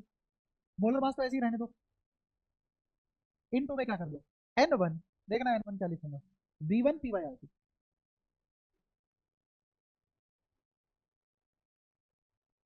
समझ आया क्या करा, V1 क्यों लिखा गया, क्योंकि N बदला तो V बदला, P/RT वही रहेगा, प्लस मामा मास दो V2 P/ अपॉन में V1 P/RT plus V2 P/, खत्म। तो किसके बराबर आ गई पूरी कहानी, मामा मास 1 volume 1 mama mass 2 volume 2 divided by volume 1 plus volume 2, किसके बराबर आता है, M M एवरेज आता है। अच्छा, अब सुनना ध्यान से, कुछ नहीं करना मुझे, बस मोलर मास 1 मोलर मास 2 निकालना, मोलर मास 1 मोलर मास 2 मेरे पास है। तो ध्यान से देखिए, मैं लिख रहा हूँ 32, वॉल्यूम टोटल कितना है, तो अगर मैंने 32 इंटू एक्स इसको लिख दिया, तो दूसरे वाले को क्या लिखूंगा, 48 इंटू 11 20 माइनस है, और नीचे क्या लिखूंगा, 1100। कोई परेशानी, और एम एवरेज तुम्हें यहाँ से ढूंढ के ही लाना पड़ेगा, जैसे यहाँ लाए, तो यहाँ से लेके यहाँ तक का तो सवाल सेम ही रहने वाला है। तो किसके बराबर आएगा ये, 35 पॉइंट। अगर तुम इस स्टेप तक पहुंच चुके हो तो सीधा इधर आ जाओ, आंसर आ जाएगा, ये सब करने की जरूरत नहीं, सीधा आंसर आएगा। और ये कैलकुलेशन यहाँ पे भी ज्यादा कुछ खास नहीं है, कैसे खास नहीं है, तो मैं जानता हूँ, इसको ऐसे लिखो 32x प्लस, मल्टीप्लाई मत करना कुछ भी, 1100, और इसको भी ऐसे लिख लो 480 इंटू 112 माइनस 48, और ये कितना लिखा जाएगा, 352 इंटू 112, दिखाई दिया, 112 तो कॉमन आ जाएगा, और तुम्हें पता है 480 में से क्या घटाना है, तुम्हें 352 घटाना है ना, तो ऐसा करो 350 में मुझे 480 लाना है, तो कैसे कितना जोड़ना पड़ेगा, 100 और 2, तो 128, कोई परेशानी। और ये इधर कितना बच जाएगा, 32 माइनस, या 48 माइनस 32 कर लो, कितना बचेगा, 16, कोई परेशानी, पक्का। तो 16 से ही ये कितनी बार जाता है, 8 बार, जब 32 से 4 बार जा रहा है 16 से 8 बार जाएगा, तो x बराबर 8 दूनी 16, 8 एकम 8 और 1 9, 8 एकम 8 आया, तो डायरेक्ट आया। फिर क्या मैंने सवाल देख के आपने एक नया तारा अभी अभी फॉर्मूला बना लिया, ये समझ आनी चाहिए, और ये समझ तभी आती है जब फॉर्मूले के थ्रू नहीं, तो समझ के थ्रू सवाल की। क्या यहाँ तक सारी बातें क्लियर है, सारे सवाल डन है, कोई बात तुम्हें परेशान कर रही है, पक्का। आज की क्लास में फिर इसके बाद भी फिजिक्स की है ना तुम्हारी।